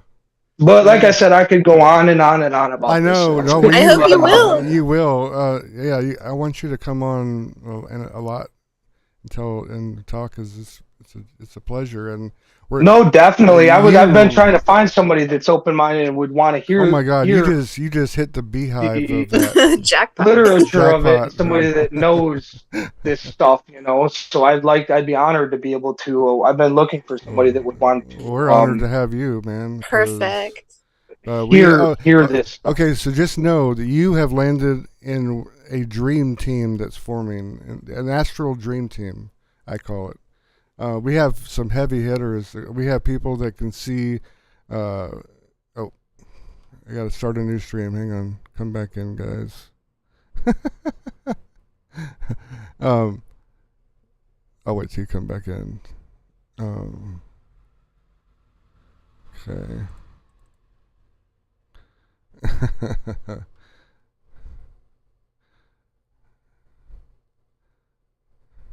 Alessandra, you're still hanging. I know you had family stuff to do. It's good to have you here. Yes.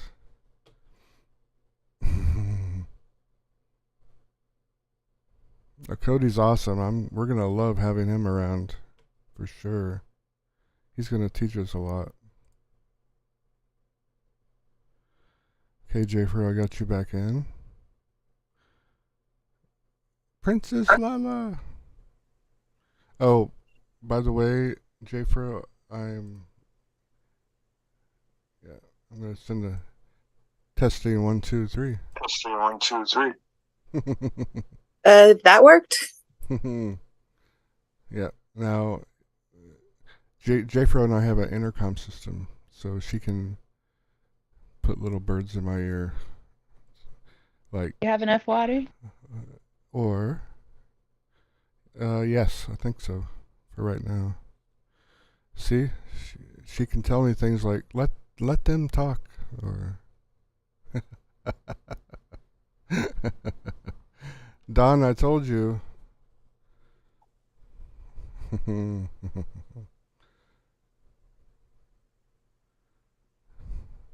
Well, Joni, share away. Joni, you're on our Facebook group, right?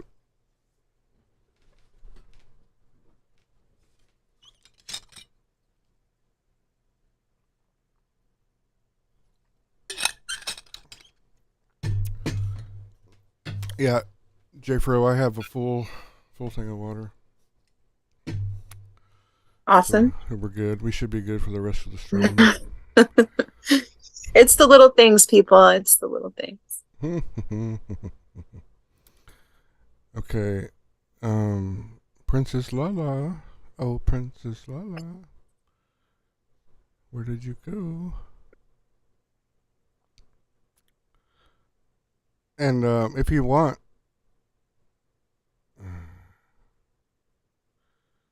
exactly, laid back. Remember that Beastie Boys song?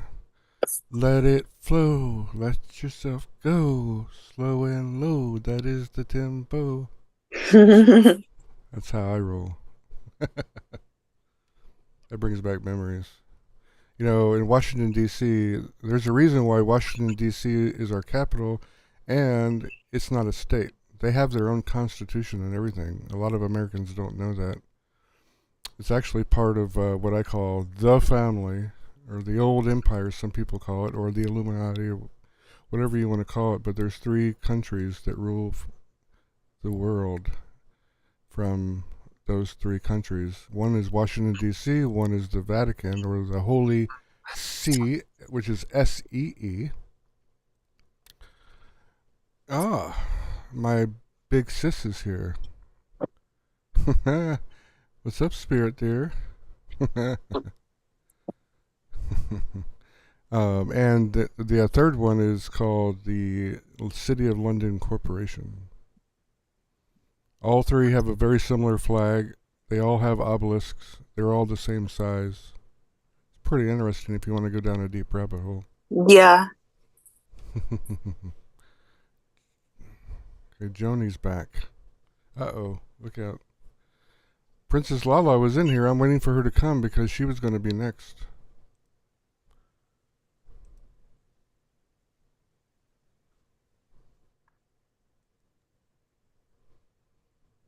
Hey, sis. Hey. How are you today? Good. Kind of busy this day, but are tried you? to get. Yeah. So what's up? What's on your mind? Earlier, I tried to get in. Nobody would let me in. Nobody would let you in. Uh-oh. So now you did. I'm good. I was going to talk to you later about Donna's room. General. Yeah, well, I don't know. Donna's always had her own room. Right. And probably not on Samba was going to create another room for our general chat, but he disappeared like Yep. 11 days Yeah. ago.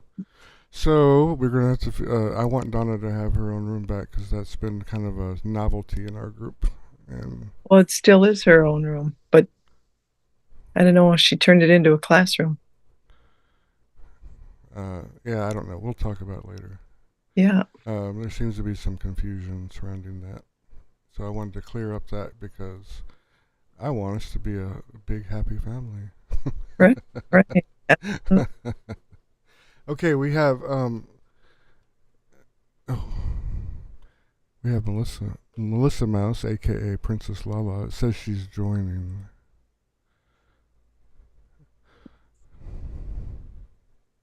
Did you want to share an experience with us today?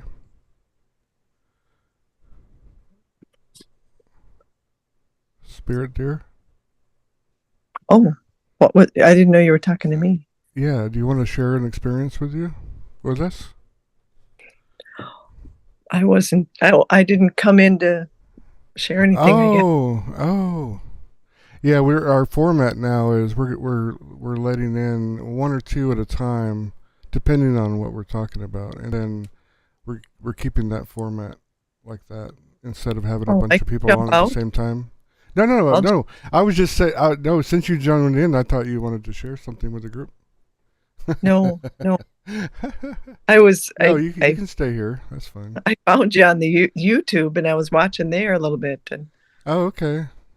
And then I don't know what happened with mine, and I guess I just maybe I'm not following the format.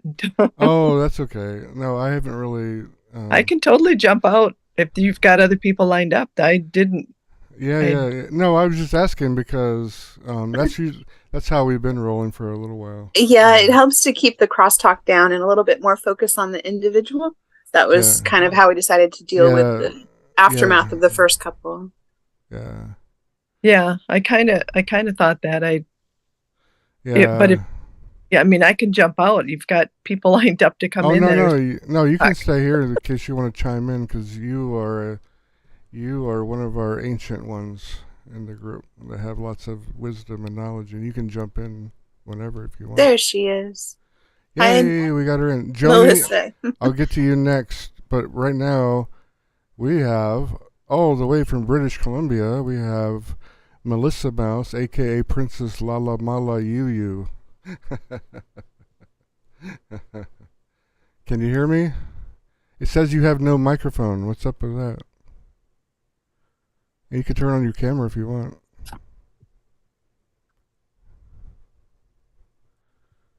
Unless you think your beauty is too intense for everybody.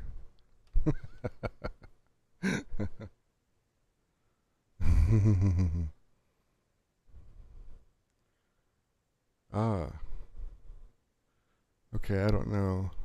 Joni. Yeah. Oh no! Wait! No, we have Melissa Mouse now. Sorry.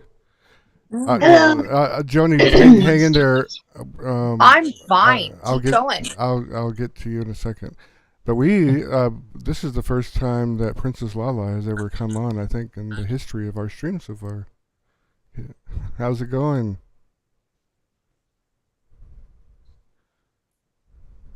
Lala? Can you hear me? Hello. Oh, there you are. Mm-hmm. Hey, I'm here. Do you want to be off camera today? Oh, I can put the camera on. Yeah, show everybody who I'm talking to. Alrighty. Because you're beautiful. Aw, thank you. Okay, I put the video on, so we'll see if it works. Okay. Yeah, you should pop up. Let's see. Is it working? Not yet. Oh, not yet. Okay. I'll move my picture around depending on where you pop up at here. We have lots of real estate to play with here.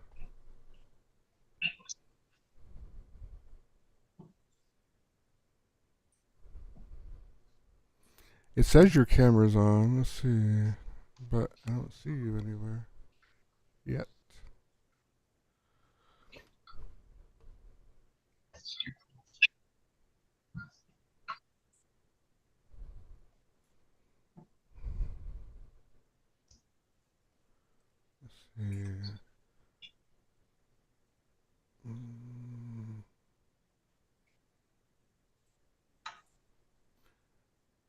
Try to stop and restart it again. See if that works.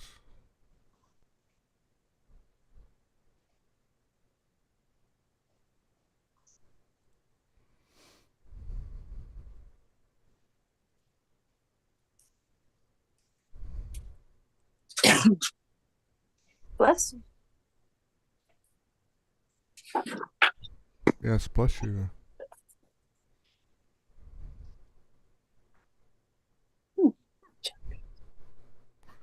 Oh. Yeah, I kind of. Oh, also,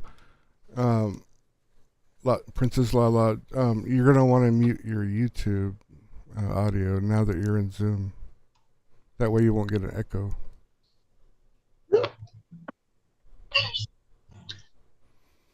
Hi.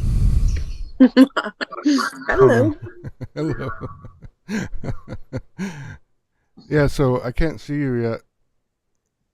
Hey, she's probably hearing of a delay. Can you see it? No, not yet. No. Okay. Oh, you're gonna want to mute your YouTube because that's. Oh, okay. That's I'll turn on, off. I will mute my YouTube. Okay, and then you're try to stop and restart your camera. And Okay. maybe that'll toggle it. I know your camera works because I just watched you on YouTube yesterday. Yeah. Okay, so turn down the volume on the video. How do I hear you though? Can I still hear you? Yeah, you should be able to hear me through here, through Zoom, Okay. because you're on Zoom now. All right. And I Hopefully see that is. Oops. Okay, Zoom. I gotta open the Zoom window. Is my camera on? Is it working? Not yet. It should show up right here in the Okay. middle. It should show up So right here. stop Wait. and start. I'll start it again. Do you have anything in front of your camera like a?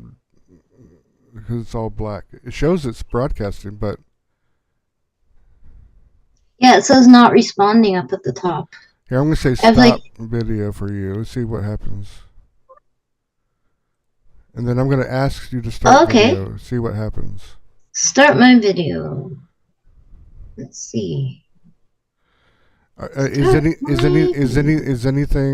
Is another app possibly using your camera? Yeah, I'm just gonna close all my other stuff. Yeah, that's probably what's happening. Yeah, so you can also go into OBS. Do you use OBS on your channel? Oh, there you are. Yay! Okay, hi. Oh, it went away. Oh, okay. No, you're back. Hi. Hi. Yeah, everybody. This is Princess Lala. Princess Lala. Hi. Awesome. I'm so happy you're here because I know you've been working on side projects, trying to figure out your past and unravel all the mysteries of your past lately. Yeah, and there's a lot.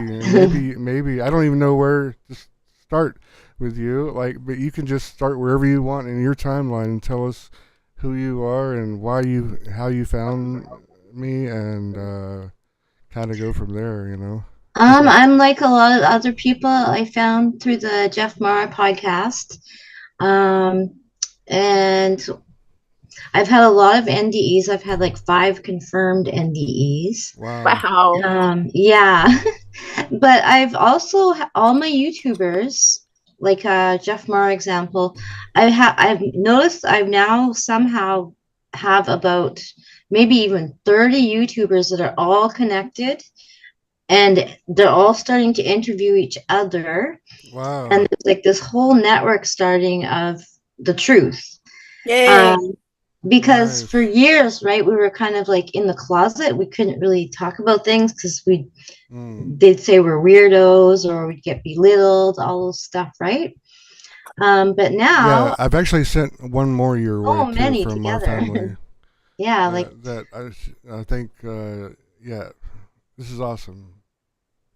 Sorry. Yeah, I'm excited amazing. for you and us because this all ties into us somehow too. Yeah, it's just incredible how many people are in harmony, like completely in sync. And like for years I had to be quiet because every time I talk I'd get belittled or punished somehow or gaslit, right? We all had the gaslighting. But now that there's so many of us together, people are finally listening. And I think our whole goal here is really just to bring on what they call heaven on earth. I call it the ether. Doing our ether wisdom on earth so we can have it like the fun that we're supposed to be, because we're not supposed to be here working all the time. We're supposed to be here having a big potluck party. Basically, that's what this realm is supposed to be for. And so we can kind of fix things as a team, because that's united we stand, right? Oh yes, Heck exactly.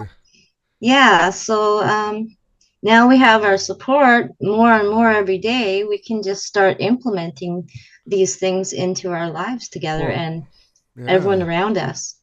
So tell us about how all this got started with you. I remember when I first met you, you were telling me something about you were kidnapped, and it had something to do with trafficking. Yeah, child services. Human trafficking and things. So tell us about how all this started, how this all led to here and this awesome family that's beginning here. Yeah, same as today, child services. This was back in 1973. I was living in Australia. I'm actually like Aboriginal, like mostly Aboriginal, but I don't look like it because I got a little bit of French. But yeah, basically what happened was I'm not sure who my mother was yet. I'm still trying to find out. She was like what they do, the gang stalking or whatever, all the slander. So I was taken through child services, which to me is a kidnapping, trafficking organization. For sure. And then in between there, they named me Elizabeth Rose. And then I was given to the Stoker family, like Bram Stoker's Dracula. What? So, yeah. Oh, wait. You I've guys been haven't through heard some anything hell. yet. I got taken from like the most loving tribe. They're in Alice Springs. So basically the most loving, high vibe tribe on the planet, through child services, and then given to basically vampire family. Wow. The one that Prince Charles brags about being related to. And so I just watched it the other day, a series of misfortunate events. That has been my life, like just a whirlwind roller coaster. So it's probably going to take a little bit of time to put it all in sequence, but there's been a lot. But that was basically just the start, was getting taken by child services from the most high vibe to the most vampire-ish. Black hole energy vampire, torture. So yeah, it's quite, and the weird thing is it's not a fairy tale, it's all completely real life. So yeah, I guess we'll get into that one these days when we have more time. Yeah, exactly. But yeah, so this series is all about sharing experiences. So you can share any of your experiences you want to, but I wanted that to come out just so you could understand her background, because I thought it was fascinating, and she spends a lot of her waking time researching who took her, and helping others that may be in the same plight she was in. Wow. I also believe, I'm going to tell you right now, remember on my first Jeff Meyer podcast, I said I was looking for a princess. I believe you are that person now. Oh, maybe, because in my family, my original tribe, that would be like a title. That would be the title, because exactly. But your name when I met you was Princess Lala Mala Yu.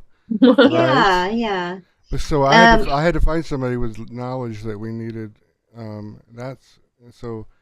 This is around 1972, 1973 that you're talking about was the time I understood I had to find this princess. So. Oh wow! And that was when I got kidnapped or Exactly. taken. Exactly. And so I needed to know all these things about you. So when I finally saw you, I would understand that this is who I needed to get And I key always knew that information there's for. people been well, there's lots of people been looking for me my whole life, and I had to have the courage to admit that okay, I know who I am. I'm the one. It says on my adoption papers, but there's so much baloney that goes on trying to hide me that I had to just finally come out of hiding and say, this is me. If you look on my adoption papers, you can look at my birth certificate, all that stuff. Oops, this is who I am. Hmm. Oh, did it close? The thing close? No. Or just on my No, computer? J-Fro made a sound and it pulled. Oh, okay. Yeah, so now it's just a matter of tying this into the fact that I have the memory, but I'm not the only one. This is the thing, is this has happened to millions and millions, if not billions of people, where it's not like legitimately someone giving their child away. They just told me my family was dead, and they told my family I was dead. And I got in so much trouble for applying to the adoption agency when I turned 18 to try to find my family. Like I got so much punishment for that. It's just weird, right? Red flags. And then I have years of red flags for the most normal things that shouldn't be a punishment, shouldn't be a red flag. Like I pointed at for example, Buckingham Palace. I was like, oh, we were there. Remember we were there? Yeah, And I've seen the pictures you sent me. yeah, my mom was like, that's Scotland. That's not Buckingham Palace. Don't ever say it. Like I got in so much trouble. But at the time, you're so used to being gaslighting that you just don't question it. You're like, okay. And then years go by, and every time I'm like, that is where we were. I have pictures, and that's no, that's not Buckingham Palace. That's Scotland. I'm like, come on, an adult, like anyone knows that now. You can't pretend with the internet. So basically, now the internet, there's not all the gaslighting. They can't get away with the gaslighting as much. So. Yeah, but I guess we'll get more into it another time when That's okay. No, I that's good. That's a good background to start with, and then maybe in future streams you can come on and fill us in on how that's all going. But maybe you could share like your first NDE or something with us, or your first astral projection or something with us. The first NDE was kind of sad. I don't want to talk about that one yet. Okay. I can tell you some things I learned on NDEs. Like I learned about, one of my first ones, I learned all about the Santa Claus. Don't tell them that's baloney and all that stuff. But then one of the ones I got in a lot of trouble for was the GMOs. Like I came back and I was like, no, they're doing this thing. It's going to be called Monsanto GMOs. It's going to kill all the bees. So I spent like 8 years before they finally started labeling it, telling about GMOs that I learned. So a lot of things that I learned in my NDEs, I guess a bunch of us had NDEs just to bring back that information. Yeah, right. Because I couldn't have done that by myself. So that was kind of a global thing, people whistleblowing about the GMOs, which it's very sad that we didn't stop that one, but most countries did. Like they will burn, I always say, burn all the seeds and burn all the crops and start from heritage seeds. But we'll have to wait till all the interrupters are out of our way, I guess. Interrupters, yeah. Yeah. The interrupters. Yeah. Well, that's I don't know what the predators, the parasites. Distorters. Yeah. So yeah. Also, I know I can tell you guys that Princess Lala, she talks about her astral projection experiences while she plays this game. What is the game called again? Oh, there's one called Little Big Planet or Minecraft because Little Big Planet is the one I saw you playing. Yeah, because all my channel got erased from before when I was talking about frequencies and stuff. So I just kind of try to throw off the algorithms by looking like I'm doing something else. Smart. Wow. So yeah. So your channel got shut down for talking about this stuff? Yeah, because like back like 12, well, about 14 years ago now, I started talking about frequencies and about how the 144,000 is not a number of people, it's a frequency, which is actually that joy frequency that comes from my tribe. If you look at Alice Springs in Australia, that tribe, the Aboriginal tribe, they have the highest vibration, and that's the 144,000 being a joy vibration, and not only 144,000 people left on the earth. Oh, this is talking. Where does that number come from that you're talking about? As far as the people left on Earth. Oh, yeah, it won't be people left on Earth. It'll be a kind of people. It'll be the joy people. The joy people. Yeah. Where does that come from? I'm not familiar with this story. Oh, in religion, they think 144,000 is a special people. They like a lot of them think only that many people will be left in the end, and I'm like, no, actually, what we're doing is we're converting as many as we can on the planet to 144,000 frequency. So hopefully we can have millions or billions that stay and help with our job, instead of just like being all abandoned and separated. So if that makes sense. Linda with a Y says it's in the Bible in Revelation. Right. Is that where they get that rapture from, that story? Because my church... Yeah, and it's actually the other way around. Didn't subscribe to that for some reason. They never talked about a rapture like they do in some churches. But yeah, actually, I've heard interviews with the Illuminati spokespeople, and they say that's called a harvest in their language. They call it being harvested. And it's actually the other way around. It'll be who's here making heaven on earth. It won't be people floating away into the sky. Right, of course not. Yeah, it'll be the people that learn to work together and do that potluck world and pay it forward world, and then we'll make it rock together, basically. Woohoo! That's awesome. Woohoo! That's my favorite. That's my favorite thing to say is woohoo. Well, we also have Joni still in here. Joni, you want to ask Princess Lala anything while you're here? She came back in here. Yeah, here she comes. Oh yeah, no, I love what you're saying. Bingo. I've never been so happy in my life. Wow. That's awesome. I mean, so many right answers right here. Just so many things that I equally agree with. Right. And not because I heard it in a book or read it in a book, but because my upper being has told me these things. So I love what you're saying. Yeah. This is all, look, this whole last 5 weeks has been ultra surreal for everybody. We're all in harmony. Yeah. Harmony. Are you feeling the love, Lala?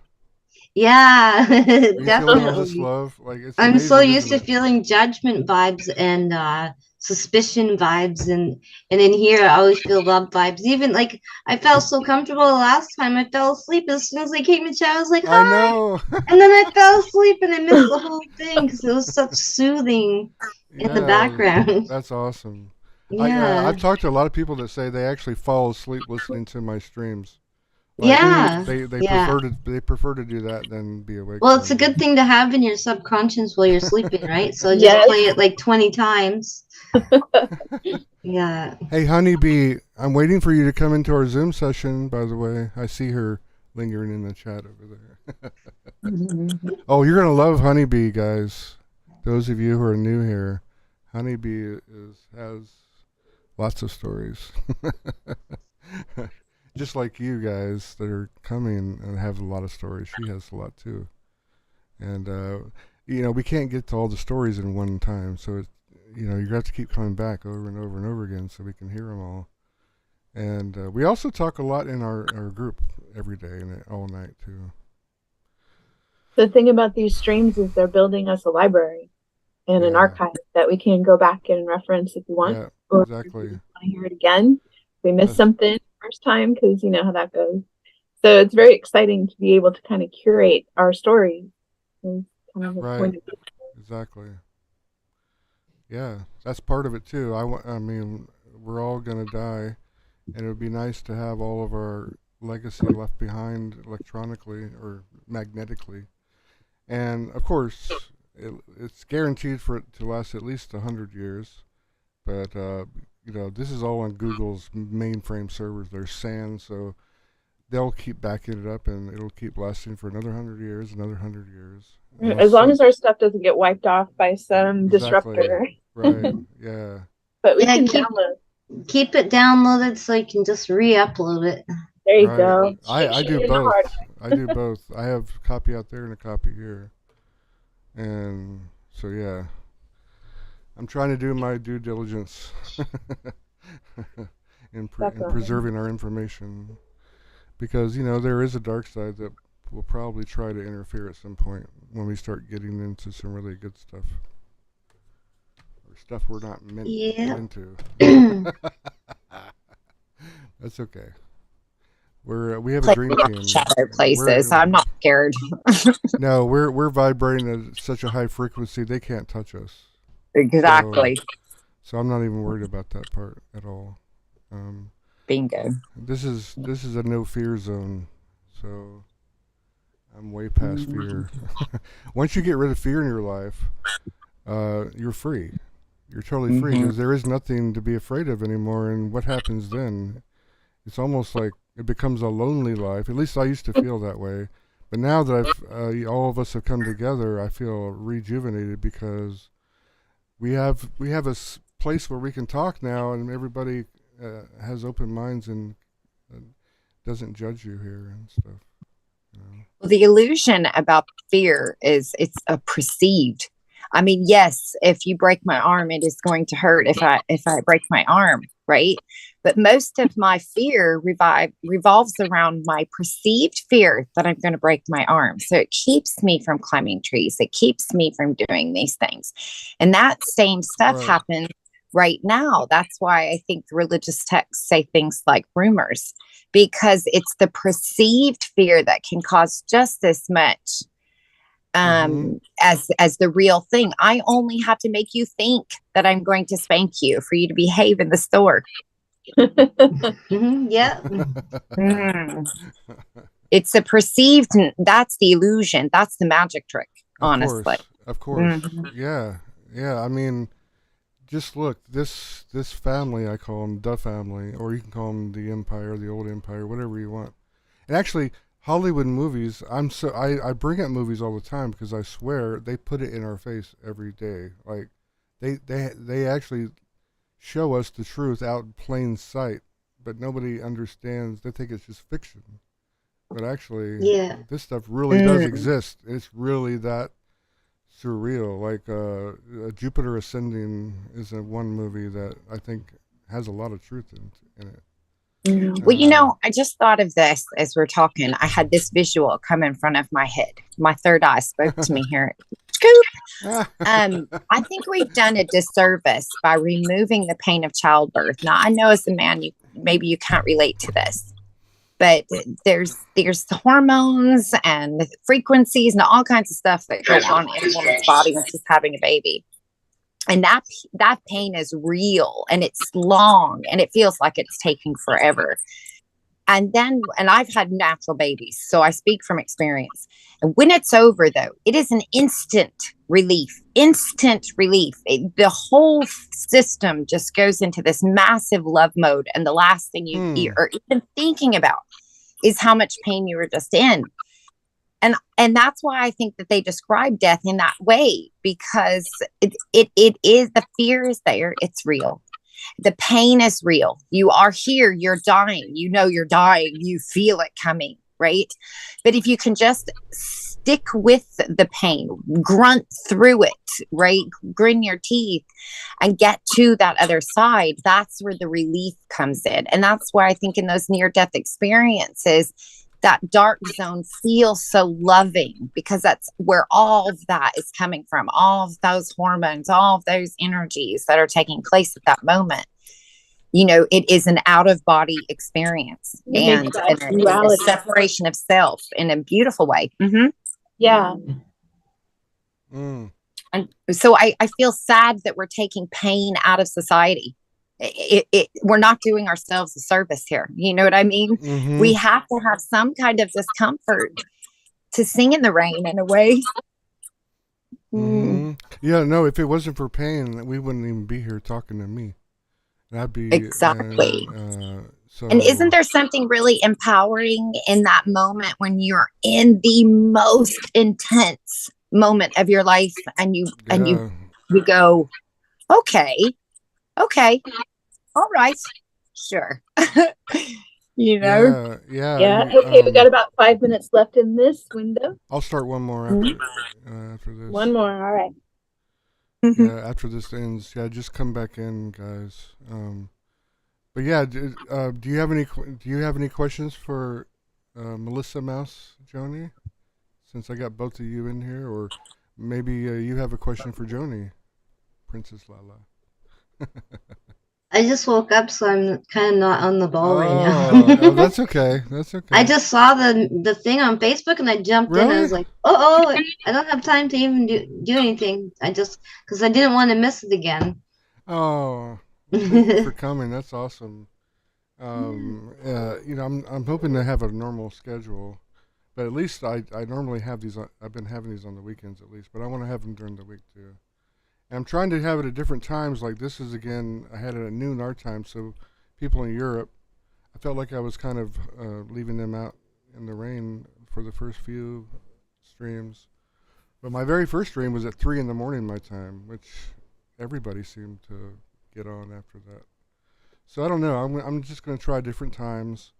But yeah, it's funny you mentioned Alice Springs in Australia, because Australia seems to be very key for us as a family and me also, because I have a daughter there that I haven't seen since she was 2, and she'll be 30 this year. And also, so even though she wasn't kidnapped, her mom took her and left the country when she was 2, and I haven't been able to see her. And also, the very first person I met out of all you from the Jeff Mar podcast was Kirsty with a K. And it seems like everything is revolving around Australia so far. It's pretty interesting. Very definitely. Yeah, it's surreal. But yeah, it's interesting that you mentioned that. That's something I didn't know about your story. Oh, okay, That's a brand new revelation. Well, that's where I got the title from, was from my Aboriginal family, because that's basically a title they use for all their kids. So it's not being special or anything, but wow. But it is kind of weird that I was taken from the most high vibe to the worst, horrible, like the literally energy vampires. Wow. Talk about duality. How were you taken? Do you remember? Through child services. Child services. So. Supposedly camping with the child, or it's just a lifestyle there. And they thought, like, why is this white baby with these Aboriginals out in the bush? I'm like, because I'm one of them. Wow. So they just make up excuses to take kids. They'll find any excuse to take kids from families. Yeah, so Linda's saying it's called the stolen generation. Yeah. Wow. They gaslight and they slander and they destroy people's lives. Anything they can do to steal the kids. Wow. So, now, I want to maybe you could post where your YouTube channel and stuff in our group sometime. The way people can. Oh yeah, it's just Melissa Mouse. Same spelling, MELLISAMOUSE. Yeah. That's your YouTube channel, right? Yeah, there's a bunch of nonsense mixed in just to throw off the algorithms. But if there's something with a decent title, then that makes sense. I see your videos where you're playing Minecraft and stuff. Yeah. So if it says NDE, then it'll have some information. The quantum financial weaning, you guys will already have that whole plan in your head. If you had the NDE, you already know. Right. You already know a whole video. It'll just be a recap. Yeah. For you, because you definitely get the same Mm-hmm. message when you go home for a little bit. So Yeah, exactly. Yeah. yeah. So in future streams, I'd like you to come on and talk about your NDs more. That'd be cool. Yeah. Oh, it When says you're less than when 1 minute. So oh yeah, 1 minute. Okay, I'm gonna create a new room so you can come back in if you want. okay, And I'm gonna go also, have some lunch and try to come back. okay, yeah. Thank Hey, you so bon much. appetit. Yeah. Okay, Love, nice to meet you guys. we love I'm you. glad I made it. I'm coming back, but I'll just be an All right. observer. Okay. Okay. All right. Love you. Okay, love you too. All right. Honeybee, come in. Yay. Yeah. Okay. Let me create a new room. Anybody else that wants to come in and say hi to everybody? Oh, Kirsty, would you like to come in and tell everybody what's going on with you? You've had some excitement in your life lately that not very many people know about.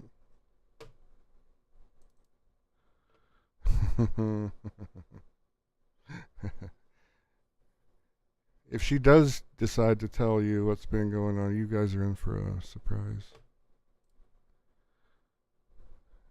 Some very powerful things are happening in her world. She's gone through a really awesome transition. Do we have, is our Victoria here yet? Christina, how are you? Do I know you, Christina W?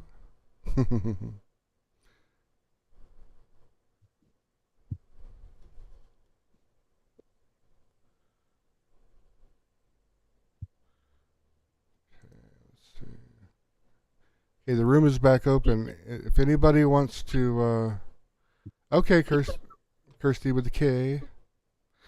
Kirsty's gonna come in and say hi to you guys. Hi, Christina. Are you new, Christina? Are you a new subscriber? Are you in our Facebook group yet?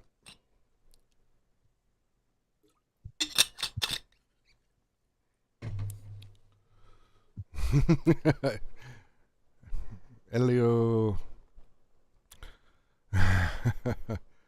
Yeah, Kirsty has had some wild things happening in her life lately.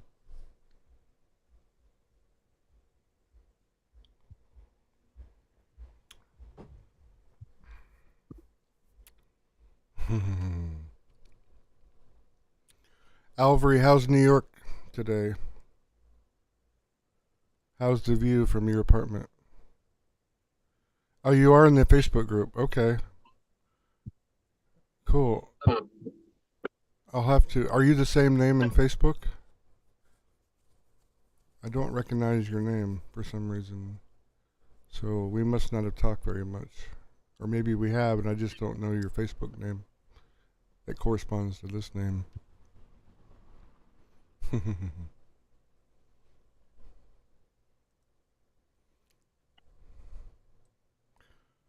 Let's see. Okay. Jafer, how long have we been on for here so far? Couple hours. Yeah, 2 hours. Okay. We still got a little bit of time.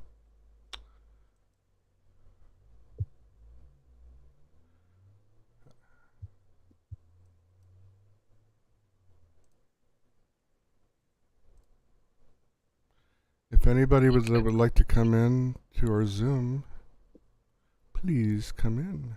Say hi to everybody. Don't be shy. Especially if you're shy, come in. We want to hear from you. It's very important. We all have to start talking to each other more and sharing stories and finding out why we're here and who we are and how we're going to make an impact on this earth.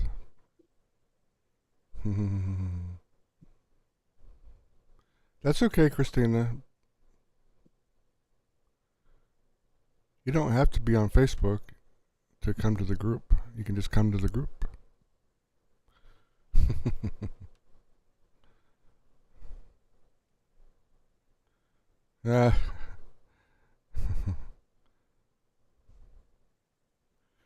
Yeah, I know.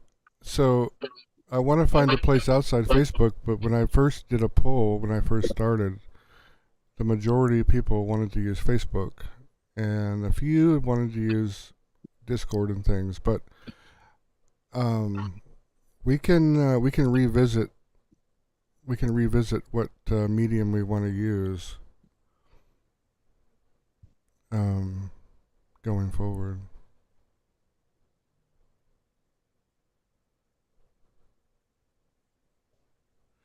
You keep losing all the cool posts on the group. How are you losing it?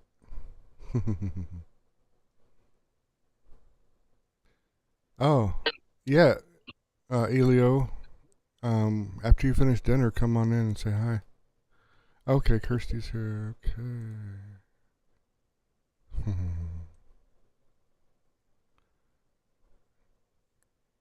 Kirsty. Hello. Hello. How are you?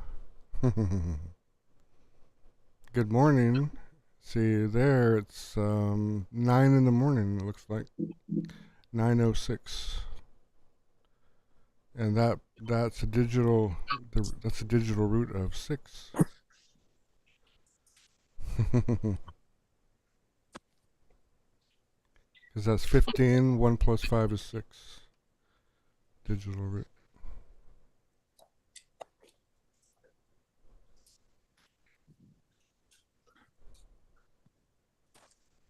Is it still? Hello. Oh, there you are.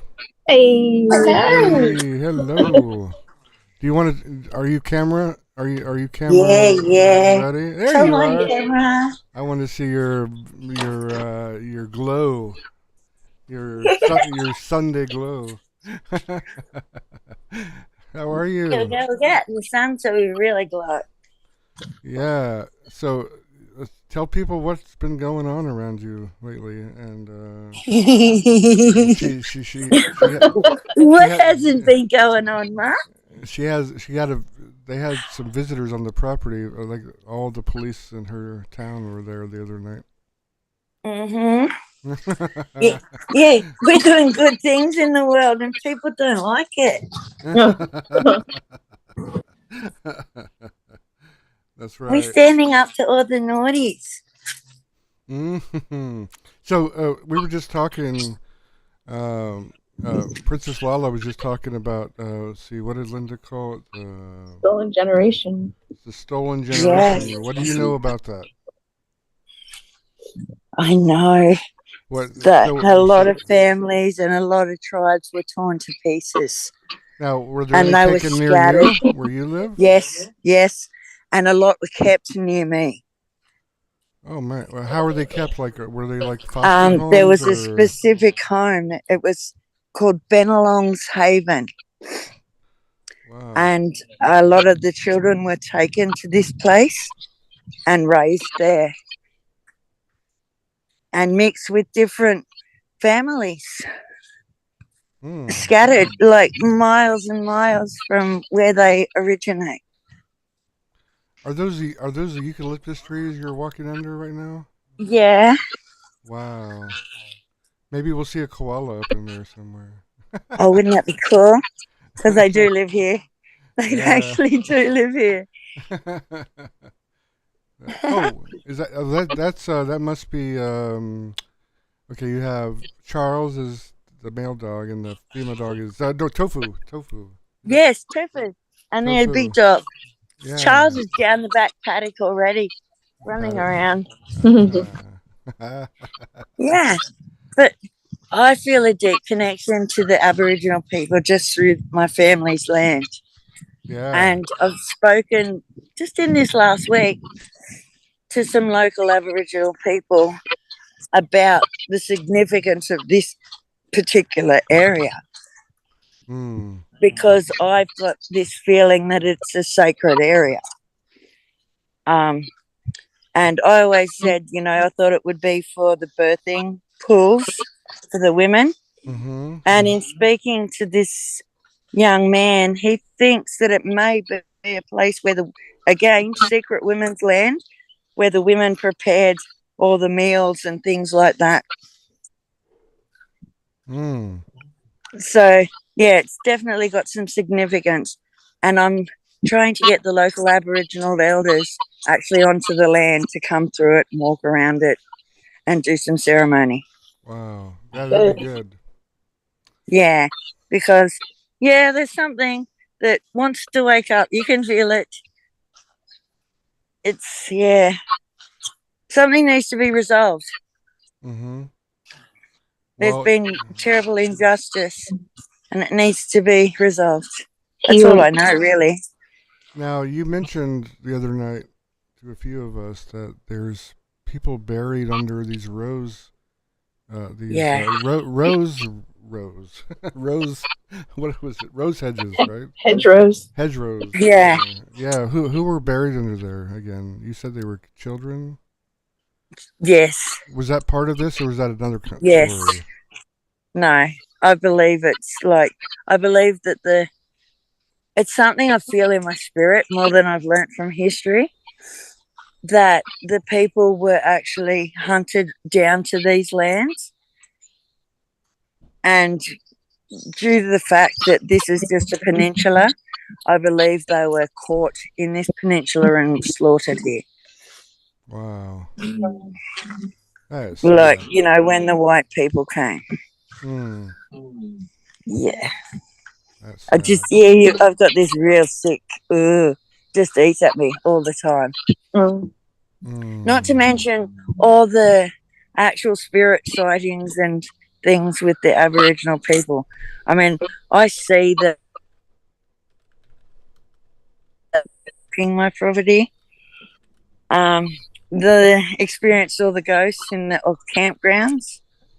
Mm-hmm. And that's where the Aboriginal people had taught me the bush tucker food and things when I was a teenager. Wow. And how to live off the land around here. Wow.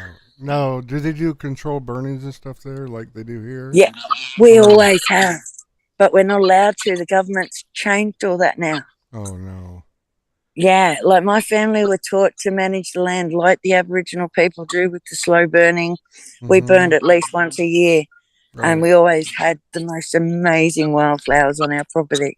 Wow. Now, not so much. Wow. They've destroyed the property with legislation, basically, and tied our hands. Oh, my goodness. Yeah. And that's got to be stopped. And it's all in the name of reform and control and, oh, yeah, save the koalas or whatever. But it's not. Save the koalas. It's killing them all. And there's proof of that just with the bushfires we had only a couple of seasons ago.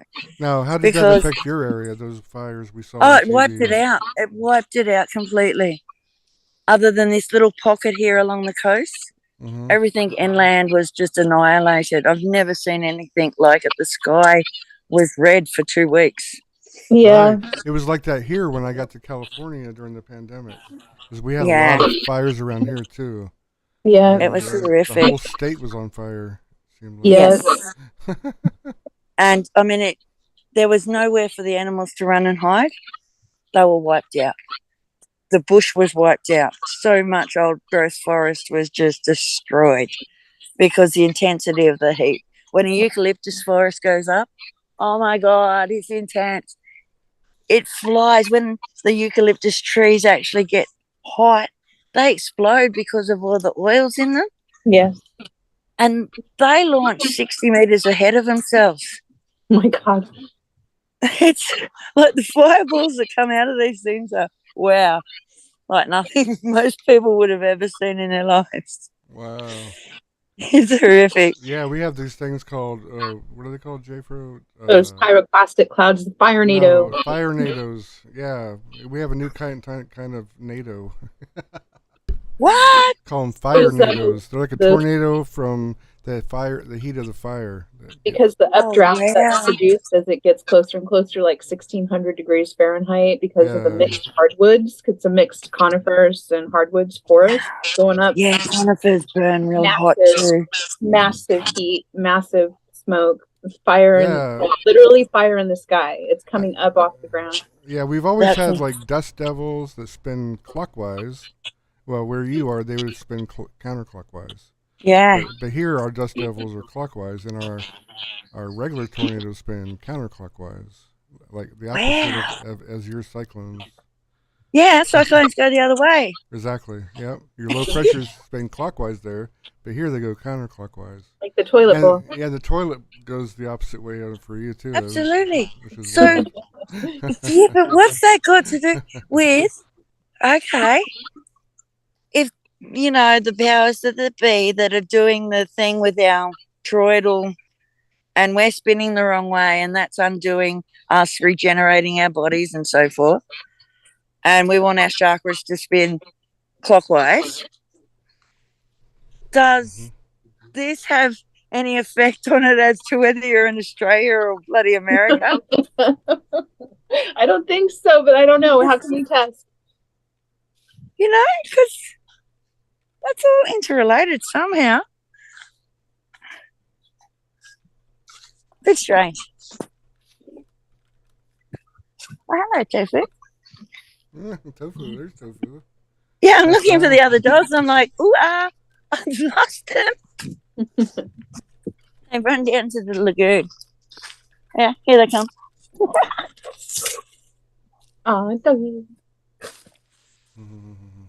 We'll go down to the edge of the lagoon. This is what I think is a very special area. And this is where the sea eagle lives. And she's like the spirit that guides every decision I make. Wow. She's overseen all the land decisions and got us to where we are. And even with what happened with the police the other day and being shot at. Yeah, she was Kirsty was actually there were shots fired in her direction, put it that way. They were trying to kill her dog. Yeah. But I love your son. Morning. He's just so cool and collected. He was like, yeah, they missed. They missed. They missed. You know why they missed? I only just figured out why they missed. They didn't have a clear line of fire.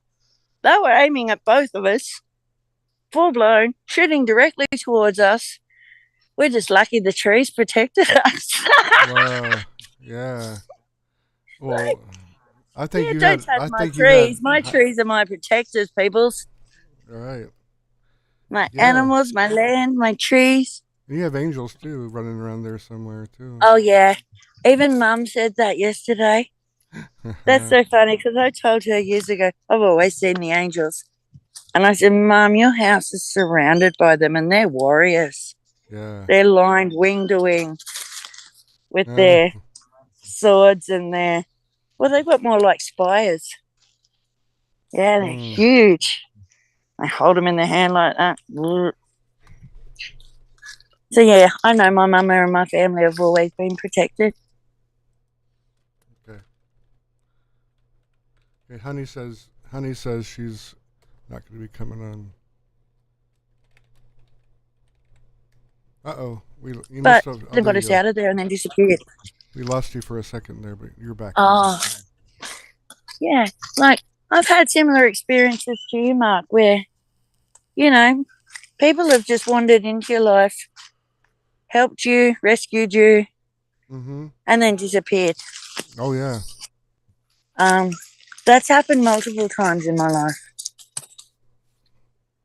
I always feel protected to some degree. Yeah, I've always felt the same myself. Yeah.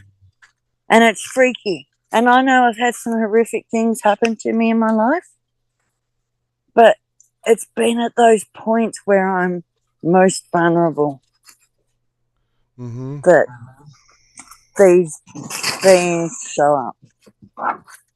That's another thing I mentioned yesterday. I want to reemphasize to everybody watching this podcast in the future too that aren't on the live version. Start talking to your angels more. Ask them for help, even if it's something crazy, like You want to hear the craziest thing I ask for every day? It doesn't have to be a huge thing. Just start talking to them. Have a dialogue with them. My little thing I ask for is we've got a one-way street at the main part of our little town, and it's very hard to get a park up there. I get the park in front of the shop I want every single time because I ask my angels to make sure my park's there for me. That's And awesome. it is. Always. So, You can drive into the street and there'll be a car in it. By the time I get to the top of the street, that car has moved just in time for me to get there. wow, that's pretty cool. There could be a car going up the street in front of me, and that car park's the only vacant park. That car in front of me does not take that park. You cannot tell me the angels aren't doing it, because before I started doing it, I never got a park. Now, when you ask, do you put a lot of intention into the ask, or do you just nonchalantly ask? I nonchalantly ask, just like I would to anybody, and I say thank you because I know it's already done. Maybe So that's what we should manifest as a group. We're trying to find one thing to manifest to practice our skills. Maybe we should all manifest perfect parking and see if we can do it in a week. It is such a simple thing, but it works. It blows me away. I mean, I want to manifest something useful. I was telling Hodgie, like matchbooks or condoms or chocolate. I mean, rocks and feathers are great, but how about a parking spot? Yes. Yeah. Yeah, I want something. Yeah. You know, you got to make everything move a bit. And making people and cars move, that's the ultimate. We all get road rage, right? Right. We want to I used to, not anymore. I don't. No, likewise. I got over that a long time ago. Likewise. And I don't know, I have more time to consider what the other person's going through now. Instead of mostly in my own la going, rah. I'm on a mission and I've got to get where I'm going. I know. I used to be like that in my younger years. I'm so important. Rah, rah, rah. Well, you get in that rat race. You get in the rat race of making money and, you know. Yeah, the competitive nature. In the company, and you got to be there on time for meetings or whatever. And you're running late. You're all that stuff. All that pressure. It's all a waste of time and energy. Absolutely. At the end of the day. At the end of the day, it means nothing. No. And if you just take we put so much value in the world. Right. And at the end of the day, that's what we've got to stop valuing as well. Mm-hmm. Exactly. Because, like, that was my biggest thing. Like I said, this land, I'm tied to it. And to let it go, I struggled with that and I fought and years and years and years. And as soon as I've made that decision, everything else is... Yeah, that's something I really want to talk about more in the near future is... your biggest fears. Surrendering to your biggest fears. To your biggest fears. Or anything. And just whatever will be, will be. Whatever you let want. It go. Yeah, whatever you want to manifest, you have to surrender to it. Mm-hmm. And as soon as you surrender to it, it happens. And it's so bloody hard to do. Yeah. Like... yeah. I can't even describe how hard it is to let it go, because everything in you is going, no, I've got to control this. Right. I control this. I'm the boss of this. And you're not. You're not. Joni says she's manifested a golf cart before. That's pretty cool. There you go. Yes. That's awesome. Oh, man. We'll all be zooming around in our golf buggies. I can see it now. We'll be getting chased by police cars in golf buggies. That'd be too funny. Wow. I'm very thankful to the police after the other night. That was amazing. Yeah. Oh, I also found out you guys in Australia, instead of dialing 911, you dial 000. Yes. I think in 000. In London, I think they dial 999, don't they? In the UK. Yeah, it is something different. I think it's 999 there, or something like that. Yeah. Anybody? Do we have anybody from the UK on right now? What number do you dial to dial your police? I think last time I knew it was 999, I think, but everybody's got a different code. That's strange. And there's something like phone numbers, it's very similar to names. Mm. There's meaning behind a lot of these things. Definitely. And it's a bit like the patterns that we've all been searching. They are patterns as well, it seems. Yeah. And if we could decode it, maybe we might be able to decipher, what's next. So do you have a message you'd like to deliver to the world today? Love, love, love, everybody love. And the biggest one, follow what 999 makes Enco you says. light up inside. What makes you feel good right in there? Anything that takes away from that glowy good feeling, get rid of it. That's right. That's good. That includes people, even if they're your family. If they don't make you glow inside, you need to separate from them somewhat and focus on you and build up and follow that glow. Yeah. So, yeah. I think that's the secret. That's very good advice. I agree with that. Follow what lights you up, not what dampens your spirit. Right. So that maybe that goes for a job too, right? Do something you really enjoy doing. Yeah, absolutely. Do something you really enjoy doing that makes you feel like you're giving something to society. Like me, I used to be a dental nurse. I loved it because we actually help people.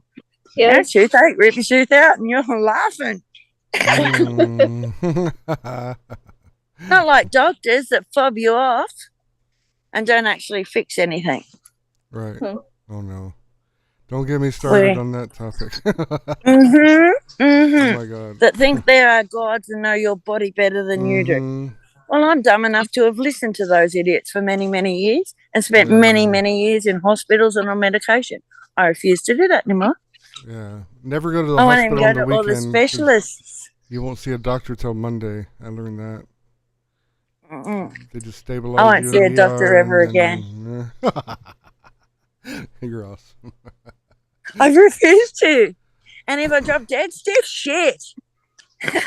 Well, I'm going to enjoy every moment until then. If I'm you're not really going to be locked in a hospital. I found out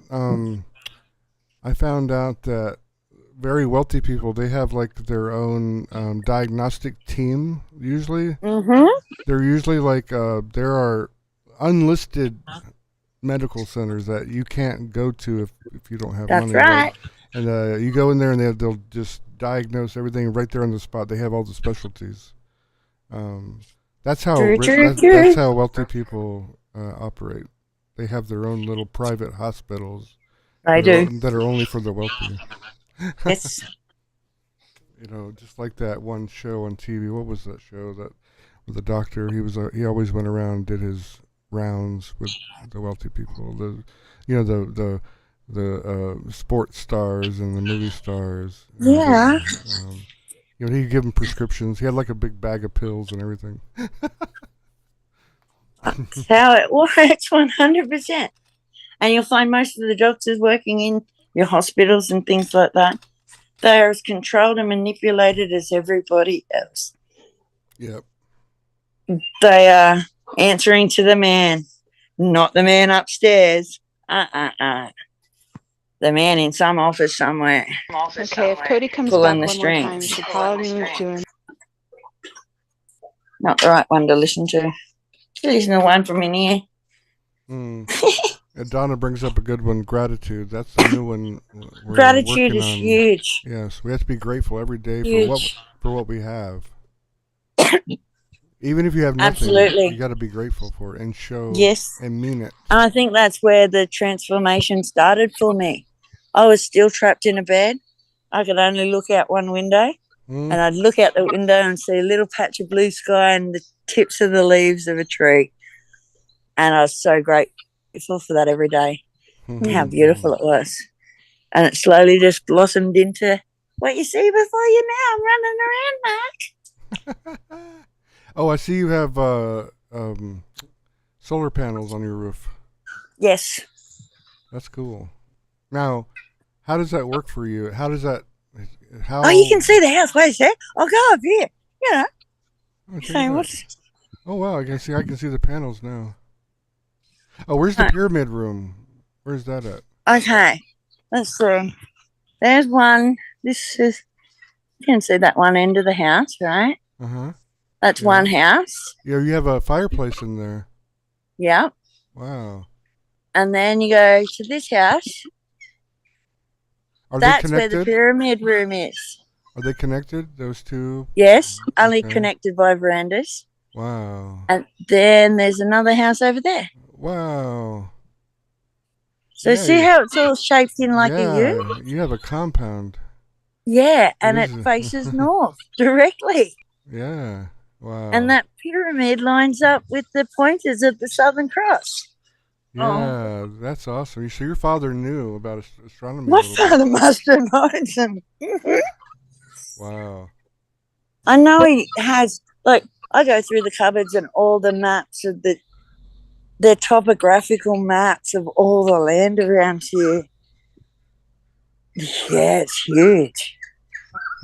He knew everything, and not just about above the ground, below the ground as well. All right, we have 10 more minutes on this Zoom session. If anybody wants to come in. Get somebody else to come in. I know. Where'd Cody go? Cody, come on, man. I know. Cody yeah, Cody, come back. You're brilliant. I know. But no joke, everybody that has spoken so far has gems and knowledge for everybody. Yeah, for sure. I'm excited. And I think I'm so excited for our future. Oh, I like that little overhang you're standing under. That has that curve to it underneath. That cool. Leads to the pyramid. Oh, does it? That's awesome. That is cool. Yeah, your father. Yeah, really it's got really unusual vision for that. Yeah, so creative. Unusual architecture. We'll show everyone quickly the pyramid room. Oops. Yeah, show everybody the pyramid room. That's really cool. We were talking more about the G in the Mason symbol. Remember, we had that discussion about what the G stood for, and we started with geometry, and then we decided gnosis with the silent G. Yes, I like gnosis. We happened to watch a stream. Somebody was talking about, well, actually, the G stands for generative power or genesis, and that they don't teach you that particular meaning of the G until you get into the highest echelon of the Masons. So everyone's running around like, oh, it's geometry, and oh no, it's gnosis. And that would tell them where they were in their hierarchy. Oh, wow. So we found out it means Genesis, and it's the generative power that each soul carries with it. Like what I said about God equals generator, operator, and director. That's right. That's right. Full circle, baby.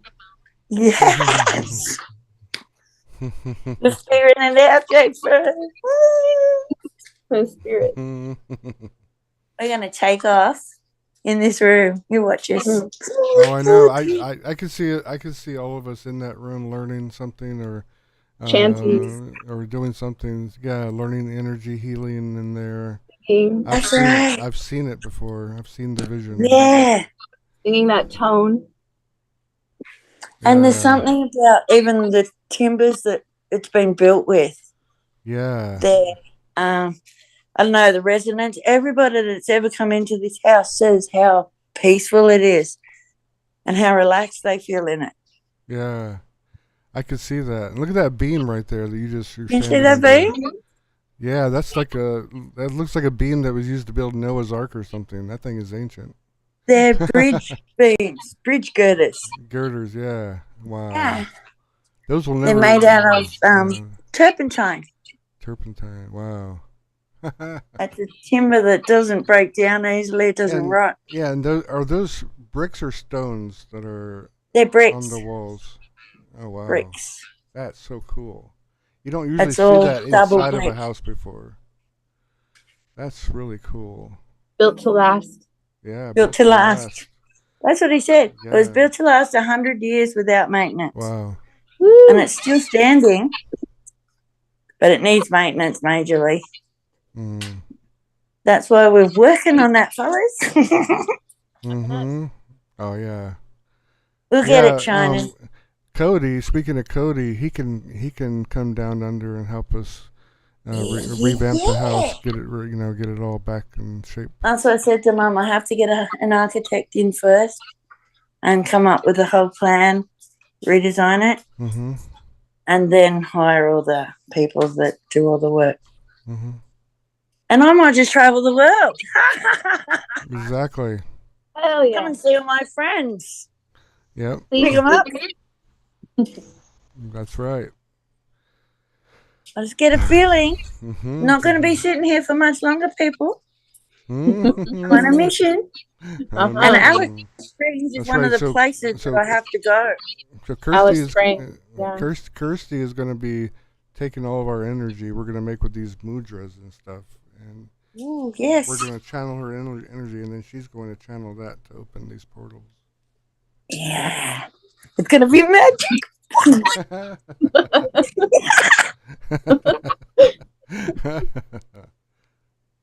You wait and see. Oh, I should tell everyone about the orb. Oh my god! Yeah, we got 5 minutes in this window, though. 5 minutes in the window.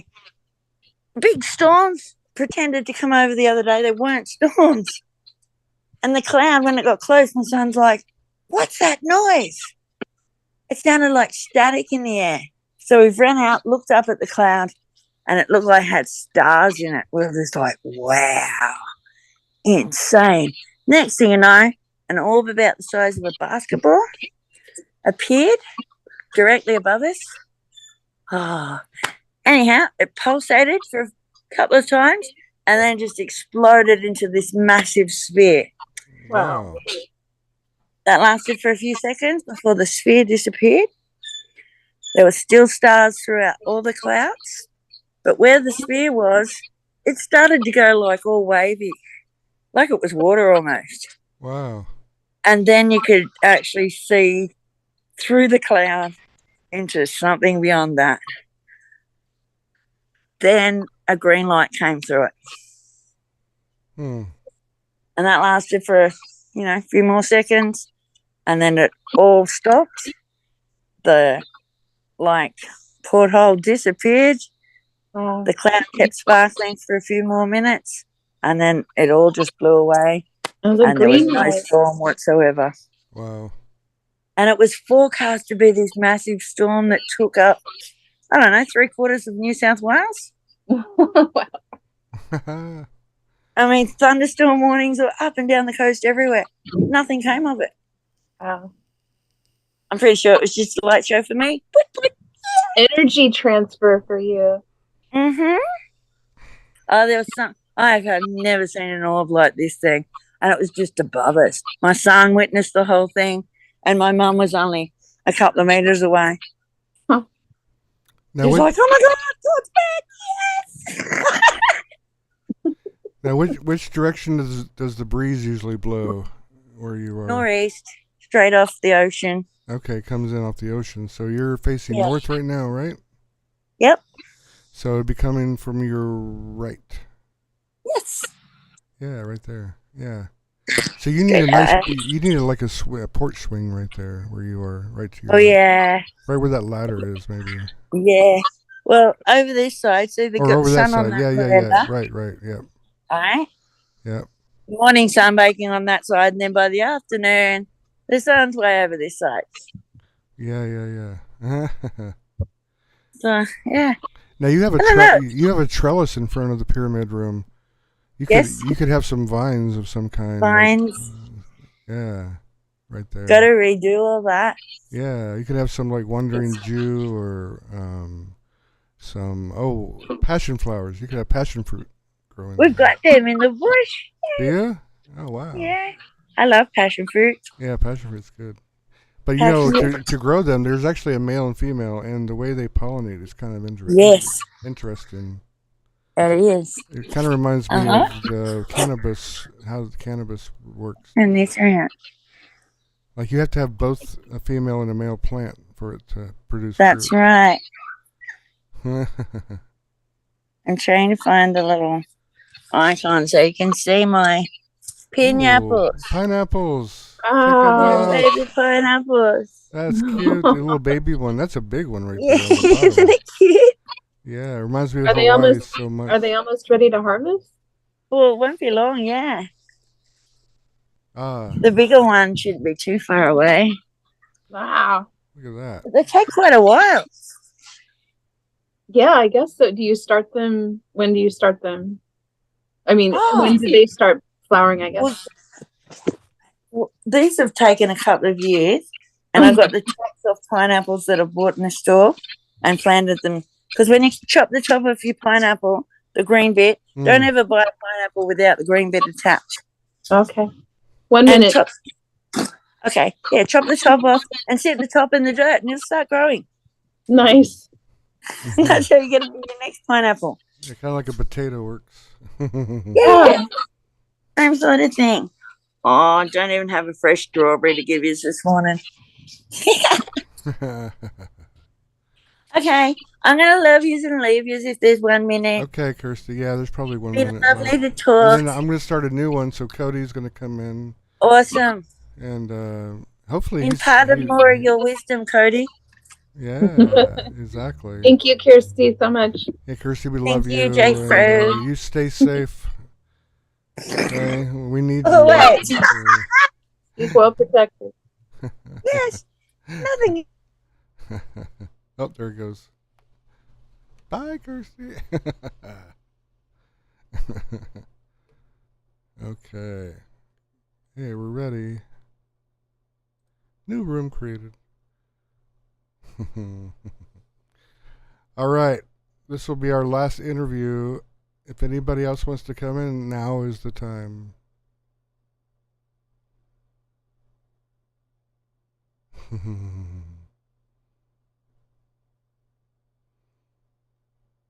So how was your lunch, Princess Lala? Was it good? I'm starved. I'm ready to eat something. Okay, here it is 14:42. Let's see, that's 8, 9, 10, 11. See?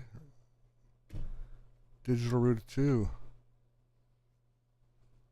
This is the perfect time. Okay, Cody, I'm letting you in. Jayfro, letting you in. All right, Cody. You're back for more, eh? Hello? Hey, Cody, yeah. Welcome back. Hey, how's it going? What part of Michigan do you live in? In the northeast. Northeast, so Northeastern Michigan, yeah, it's a town called Oscoda. Oscoda, okay. Are you, Small town up here off Lake Huron. You know where Dr. Kellogg was? We're in Battle Creek. Oh, nice, yeah. I know where that is. Yeah. Yep, up northeast Michigan. Nice. Lived here for most of my life. Went to school up here and then moved away for a few years. When I got out of school, I did what's called seismograph. It blew up dynamite to find natural gas and oil pockets. Oh, nice. So you did the ultrasound, or the, what do they call that? Yep, seismograph. Yeah, I'm trying to think. Oh, not side scan. What do they call that? It's an acronym they call for the. Oh God, I forget. Ground penetrating radar. Yeah, that's it. Ground penetrating radar. Yeah. We blew up C4 and then got the seismic based off the seismic waves. We'd print 3-dimensional maps under the earth to find gas and oil pockets. Check it out. I did that for a couple years. Nice. Yep. Then go on. Oh, Princess Lala is coming back in. So you and Princess Lala can talk. You both have some fascinating information to share with us.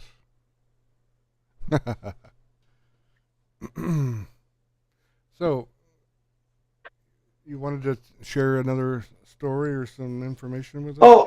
Oh yeah. I just noticed I got cut off, but I think it was I didn't know. That's why I didn't know. I know that this is more of a NDE type thing, your channel, but it seems like everybody's pretty open-minded to everything. No. We are not pigeonholed into any topic in this channel. This is supposed to be a one-stop shop. For all things paranormal, supernatural, whatever. Like, this is you shouldn't have to go to, in the future, as we get all the content up on here, you'll be able to come here to read about anything, study about any topic, like nice. So yeah, I mean, we're very heavily concentrated right now on astral projection because that's what a lot of people requested when they came here.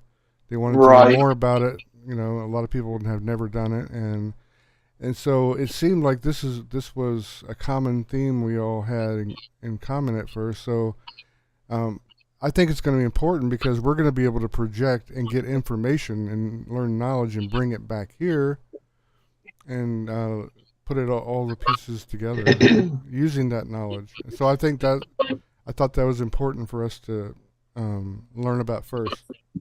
Definitely, I concur with you on that. And then as we go forward, we'll be discussing a lot of other things. And of course, I'm going to be learning. You're going to be learning languages with me. Anybody who's interested in that part of it. And so yeah, I'm excited about that. Probably more than anything, because I love languages. Yeah, definitely. That's why I wanted to chime in and throw my 2 cents in the pot. Because I just heard a lot of things that you discuss I could relate to. And I hear, I've done study on all of it. From the NDE to the out of bodies, different religious texts and such, and then I just started finding all these correlations that got me really just extremely attracted to. Because then all these things started just making sense to me and fit together like a puzzle, especially with the NDEers, especially. I think those are, like I said, the most extreme form of astral projection. Because there's so many emotions going through somebody that I can only imagine that we, project into. Definitely, probably the more higher realms, because you don't really hear a lot of the negative NDEs. I've noticed, the hellish and such. They are, but they don't seem to be that many. And I got my own opinions on that as well, but. I think it's important for people to expand their consciousness and I think that OBE is a very, very useful tool in that and to understand, especially as religious texts, a lot of them all say, go within, we can figure out the universe by going within. And that's what I think they're referring to is out of bodies, which is funny because it's out of body, but really you're going nowhere. You're not, because I've noticed certain downloads and things I've had during my out of bodies that I've had that are interesting.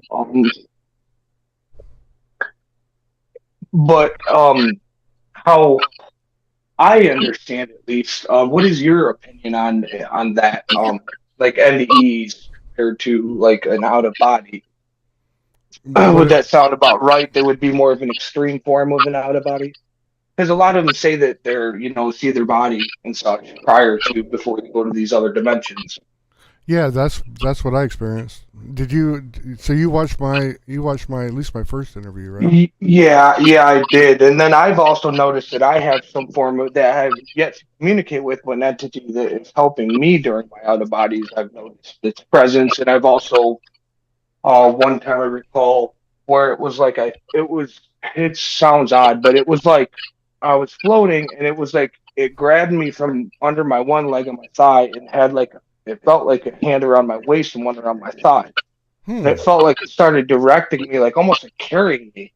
And I was just kind of, I forget what I spoke out loud, but I was like, thanks for giving me this experience or something like that. And I start to gain speed and I go through my wall in my bedroom. I go through the TV, then through the wall into my living room. And then as I turn the corner to enter my kitchen, all of a sudden, I'm in this black void. And then for like 2 seconds, and then this void all of a sudden turns into all these blue specks, all just surrounded by blue specks. And then I just get catapulted at speeds where it felt like my essence was just like I was just I felt like I was just evaporating to nothing. I mean, and then I woke up. I mean, I was moving at tremendous speeds. I've also had experiences where I'm in my bed, and then I come out, and then I shoot up into the sky, and I feel like I'm just like the one time I was just stars everywhere, and I tried focusing on I'm gonna go to that star specifically, and I just start going at it. I mean, the speed of light, and then that was another instance where I felt like my whole being was just being dissolved, and I was just dissolving. Whoa. And as I feel like I couldn't take no more, all of a sudden I woke up in my body. And that experience I've had happen 2 different times actually, where I felt like I dissolved. And then my most intense, which I would relate to, I guess what people say in NDEs, would be one of the most intense feeling I've had my entire life, where I came to out of body and I sat up like I normally would, didn't even realize that I was out of body. And this is my early days. And I walk right through my wall into my front yard, and there's some weird stuff going on. Like, I can't really explain it. It's hard to explain, but it was like all these people, and like there's this big like water pit in my front yard, and they were like diving in it, and it was just odd. But I seen like through my window before I went out, I seen like black, red, and blue like flashing lights, and I thought it was like a cop car, and I was like, that's weird, and I didn't realize. Like I said, it's in infancy and didn't think about it. And I walk out, and I see these people like diving in this big hole filled with water in my yard. And like, it's just really odd. Well, anyhow, after that, all of a sudden, everything turns like black and gray, and it's like everything's in black and gray. And then all of a sudden, I feel like everything around me just starts dissolving into this white light. And as it did, my second body actually started dissolving with it. And as it did, it got to a point where I felt this ecstasy that, I mean, I have 4 children, I'm married, and I mean, this is the strongest emotion I've ever felt in my entire life, like having my children, like watching their birth. If you were to times that by 1,000,000, it was so intense. I mean, I just felt like the words can't explain the feeling that I had. It was like the happiest you could ever feel in this plane of being a human, and you times that by 1,000,000. Wow. And when I felt that, it lasted for a few seconds as I'm dissolving into nothing, and it just felt so happy and good. And then it had lasted for like maybe 5 to 10 seconds. I'm dissolving, and I have this ecstasy feeling. And when I woke up, and then I woke up in my body, I sat up out of my bed, and I was kind of screaming, started my wife. And the first thing I said is, I looked over my wife, I said, I think that's what happens when you die. And if that's what happens, I'm completely content with it.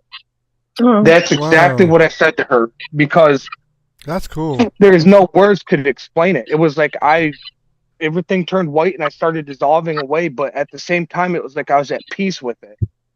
And for whatever reason, like instantly, like I said, when I woke up, I said, I think that's what happens when you die. And if so, I'm completely content with dying, because it was like, I don't know. I guess I was like, hey, if this is what happens, then that's going to be great. I have nothing to fear. And this is back years ago. And when that happened, I have ever since have not been in the slightest way afraid of death. Wow. In the slightest manner. I mean, maybe a physical or something like that, pain or something like that. But as far as dying itself, I am not scared of it. In the slightest bit. I welcome it.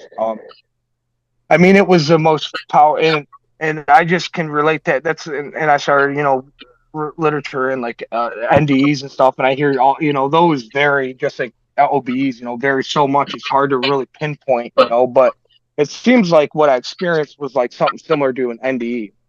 Like being surrounded by light, and like being encapsulated in it, and then like dissolving with this white light, and just feeling this feeling of just like ecstasy and happiness that are, it's like it's like we don't have emotions that strong. Like that's just there's not an emotion I felt on this earth, at least, that even compares to that feeling of that ecstasy of dissolving away into nothing. Right, exactly. Yeah, you can't describe. It's hard to describe. That's you why can't. It's so hard to describe it. That's why we always say there's no words to describe some of this stuff.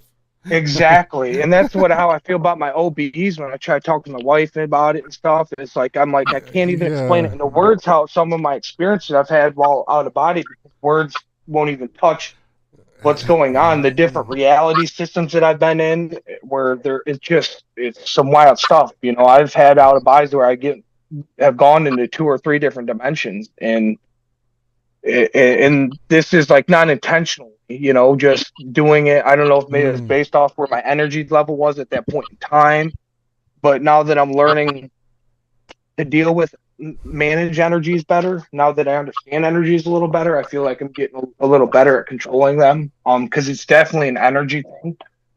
And like I told you prior about the moon definitely has energies that are affecting us, and I just haven't figured out how, but there are energies from the moon that do affect us. Definitely, for sure. I've told you for 6 months now, I've journaled all my experiences. I've journaled all my experiences. You got to and I'm actually sharing I'm them working, on our site. I'd love to. I'm actually been working on writing a book eventually. About my experiences and how I tie in all my knowledge together with just everything that I've literature and experiences, and putting it all into one book. But the out of bodies is something that like I said numerous times, I think it's something that everybody should experience, because it would change this world. I agree. It would. And I understand the scariest part is the, what people call the sleep paralysis. And that's what's a bummer, is they experience those, which I did that for first year. They never want to try it again. And then like, oh no, that's the devil. Really, it's really your fear is an energy. And that negative, there are entities that do feed off of that, because I've actually encountered those entities while out of body that have actually messed with me, mimicked the words that I was saying when I was in fear and screaming, and they mimicked me and made fun of me. And I noticed that the more angry or madder I got, the more they liked it. But then when I completely dismissed them and didn't let them bother me at all, or let what they were saying or acting towards me bother me, they would immediately go away. And so there's a way to help condition the mind. So people who can't just, it's not so easy, just don't be afraid, right? Just stop it, just snap out it. Well, okay, so how do I get there? So there's ways to step up to experiences like astral and other out of body. And a lot of it can start with simple meditation, where you learn to quiet your mind, because it really isn't as easy as that sounds either. But if it's not. You build them and you step 2. It's like we talk about spiral serial progression. A lot of the times I like to use that as a learning model. It reminds me of math and science. You have to learn this, and then you can learn that, because you got to apply it in the next level. But it's all the same thing. It's just the next level. And so you can train your brain, and you can learn to, and some therapists are like, well, I don't know if you have all the coping skills you need for astral right now. Like, we have someone who's come forward with that kind of thing happening personally, but it shouldn't be like, okay, it's not for you. It's like, well, maybe this other piece of it is where to begin more properly for you. You're right. I definitely agree with you. Because like I said, I noticed that when I was being messed with, I would, and this happened a handful of times too. When that happened, I would pretty much kind of go into a meditative state and just ignore what was around me. And a couple of times it's happened where a pinpoint of light would appear, and I would start focusing on this pinpoint of light, and it's gradually start getting bigger, and then I would just wake up. Wow. Yeah. That's happened to me a couple of times. Like your brain put the brakes on or something. It was just odd. I'd see this pinpoint of light, and then I'd focus my attention on it, and then kind of gradually get bigger, and then I would wake up. That's normal. No, if you just keep focusing on that, it'll get bigger and bigger and bigger, and then that's one way to come. Yeah, that was one thing I heard you say, was talking about that, and I thought that's interesting. So I've been actually incorporating a lot of meditation. So I do that. I have a house full of kids, so my only time is before bed. What I do, ritual. Well, before bed, I meditate, and I put myself in that calm state, and then, depending on how I am feeling that night, if I want to go through vibrations and all that, or I just do affirmations, and then I know, hey, I'm going to do my affirmations, fall asleep, and then I'll be out of body and just kind of bypass that little cheat code. which sometimes is easier to just do the little cheat code, but then the cheat code sometimes backfires because then when I come to, I go from just being completely asleep to all of a sudden I'm like out of my body, and then you're kind of like, a little disoriented, you're just like, whoa, I kind of threw off, and then I still kind of get that little scared stage kind of. So it's almost easier, I've noticed, for me to consciously meditate into the vibrations than it is to do an affirmation and become conscious while already out of body. But they both have their pros and cons. I've noticed, and I think it's all depends on everybody's personal experiences with them and how they can handle them. And fear is the biggest barrier by far. I talk about that in my streams. You'll see when you go back and watch. I say that exact same thing. I say fear is the number one problem most people have with astral projecting. It definitely is, and it still messes with me sometimes because I'll go to certain energy systems that get freaky and stuff, and or sometimes where I'm in that paralysis state, and that's not a comfortable feeling, being in that paralysis state where I'm moving my eyes but I can't move my body, but I'm out of my body but I'm in my body. Like when my consciousness splits, that's freaky too. Right. So when you're exactly. So we're usually unconscious when the melatonin gets injected into our muscles. Mm-hmm. And when you feel yourself being paralyzed, especially your lung area, your chest area, that's what gets a lot of people too, is that feeling of not being able to breathe or being claustrophobic or whatever. But if you just go with it, that you get over that part, You can also ask for protection. So you can call to whoever you call to or feel is around you and ask for protection. It can be angels that you call by name. It can be your own spirit guides. It can be family members who are on the other side, or whatever you do. And if you don't already do this, look into how you can call protection around yourself. Yes, I do. I speak with my spirit guide a lot. Yeah, I'm sure you do. But for people who are wondering how to get over the fear piece, right, and want to start with some, kind of baby steps, we have spring chicken. So I'm definitely one. And this is something you can do to help reassure yourself that you are surrounded by love and light. Imagine it, feel it, and then step forward into growth. Definitely. Into growth. And that was another big thing I wanted to get on here with you, was to discuss some of these things so then I can throw my 2 cents, so I can help spread some of that knowledge to help others get over some fear and certain things. So then that's because I'm to the point where I want to now help others, help them get through these things so they don't have to go through, hopefully, at least understand better than I did,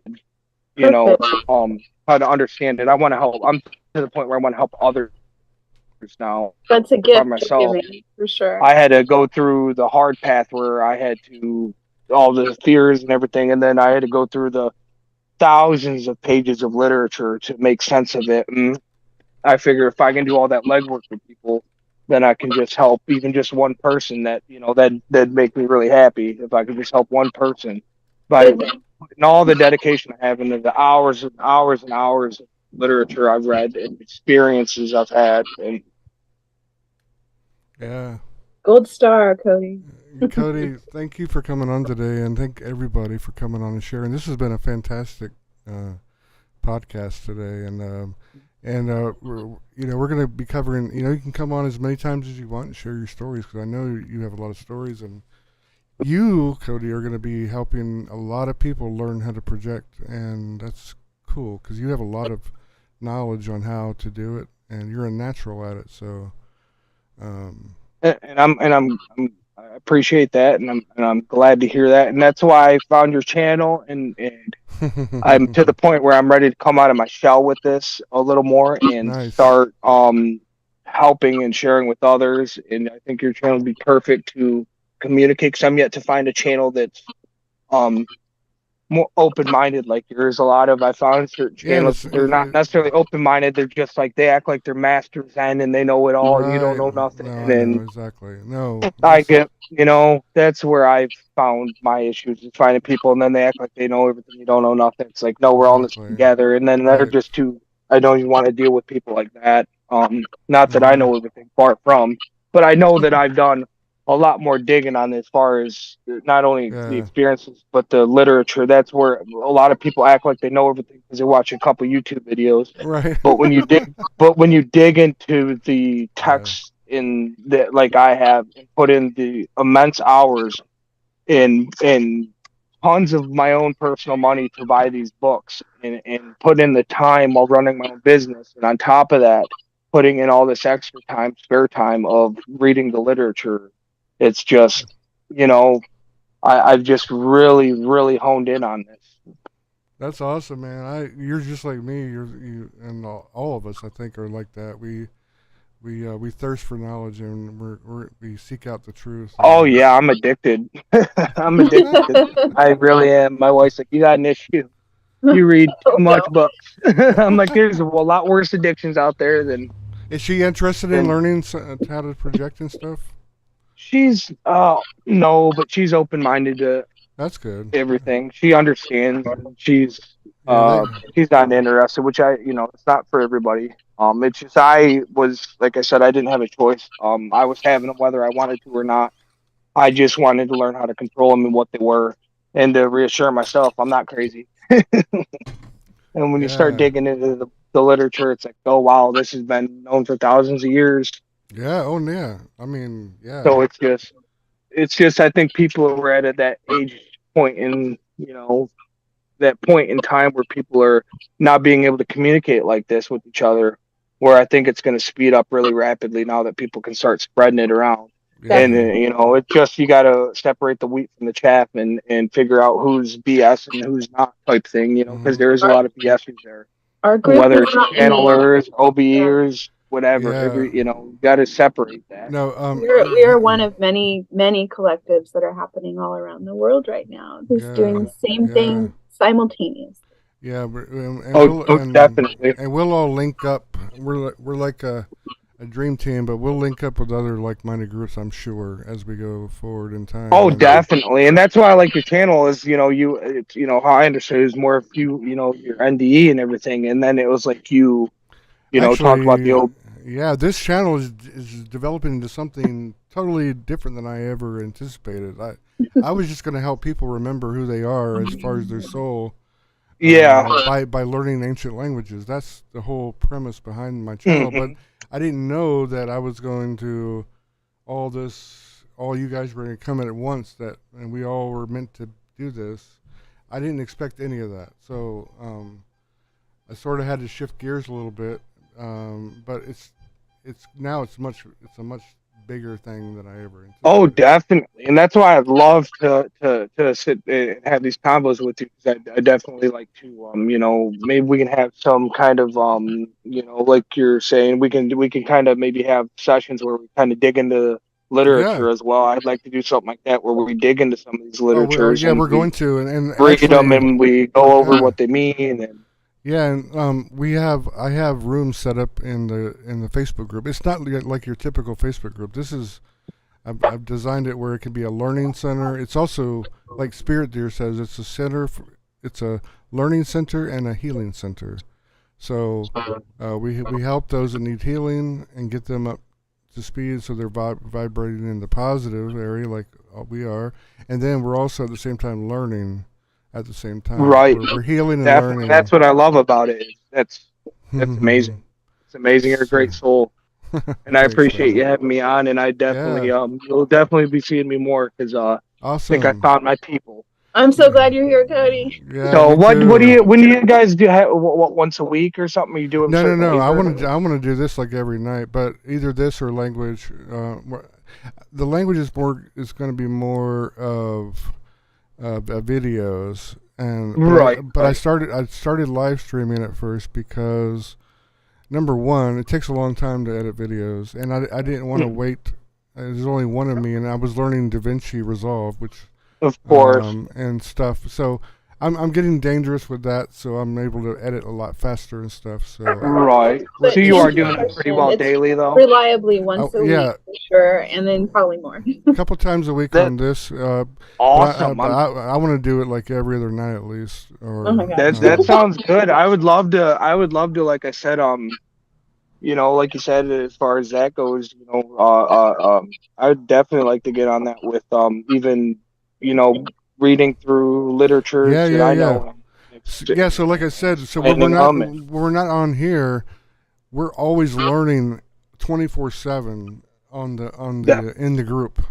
We have rooms, we have video rooms where we go in there and we'll discuss like frequencies or whatever. On Facebook, you said, or or in our Facebook group. Oh, okay. Yeah. Oh, okay. Nice. So we're constantly learning, not just on YouTube, but we're learning outside YouTube as well. Nice. So, and you can look in the wall. You can see people post really cool things all the time. Like I posted a thing on the secret of 369 from Tesla, what it means, how 9 controls all numbers.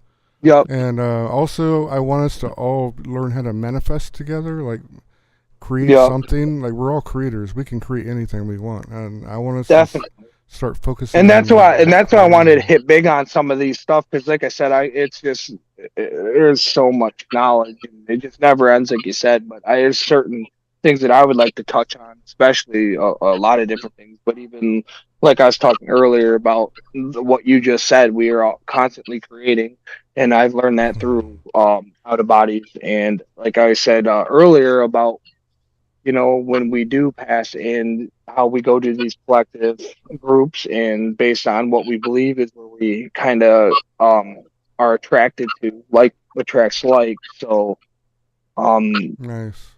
I definitely believe that. Soul family. Princess Lala, I didn't know you had a son. Now I do. What's that? Awesome. Princess Lala, or Blissa Mouse. Oh. He's looking in the chat. Yeah, I'm looking at the chat, and she says my son is right into the 369, but I didn't know she had a son. Hey, Barb. I didn't see you come in the room. She just got here. Yeah. But yeah, I'm gonna close this stream down now. Sounds good. But thanks for coming in, and man, it's been a blast today. This is a very interesting episode, and they're gonna keep getting more interesting as we go forward too. Sounds great. This series here, I wanted for everybody to share their experiences with, because I learned when you all were coming from the Jeff Marr podcast, especially that you all had just as awesome experiences as those of us who were guests on his show, and I wanted to create a series just for you all to share your stories, because I knew a lot of people were shy and they didn't want to go. I understand that. That's why I wanted to get on Jeff and explain some knowledge as well. But I kind of like your chair. I kind of like the night tight group, and And also, I wanted to spread awareness of our Facebook group. So anybody that's just joining that didn't hear me, or you're brand new, where all the magic happens for our new soul tribe, it's called Game of Scrolls on Facebook. If you go to groups and it's called Game of Scrolls, you can find us that way, or there's links all over the YouTube page, and it'll be in the description as well. Sounds good. You'll be seeing me soon. I got my notifications on. So nice. All right, man. I love you, brother. And you I look too, forward bud. to remembering how we're all connected. Sounds good. All right, guys. You'll be hearing more from me. Thank you. Thanks for coming out, everybody, and everybody. Love you all, and it's been fun. Now it's time to eat some lunch. I'm so hungry. And I'll see you on our group, hopefully, and then we'll talk more about how we're going to manifest our first thing together. I'm really excited about that. I want to do something where it's tangible, like we can actually all see it, like prove that we manifested it somehow. Oh, that's been proven. One last thing that has been proven. Robert Monroe actually writes about it in his, I believe, Second Journeys book. He actually talks about, he took a group of people and they manifested, I believe it was a light bulb, and they did it above a hotel where they actually I haven't read that book yet. They talk about, I think, a group, I forget how many, maybe 10 or 20 people. They all they manifested a light orb up in the sky above the hotel. Check it out. I'll have to read that. So check that out. It's got 3 books. But alrighty, buddy, you take care now. All right, and okay, man. Love you, and we'll be talking soon. And love you all. Oh, and Lee, I have a K in my name, not a C, but I understand you. Love you. Love you all. I'll see you soon. Good night.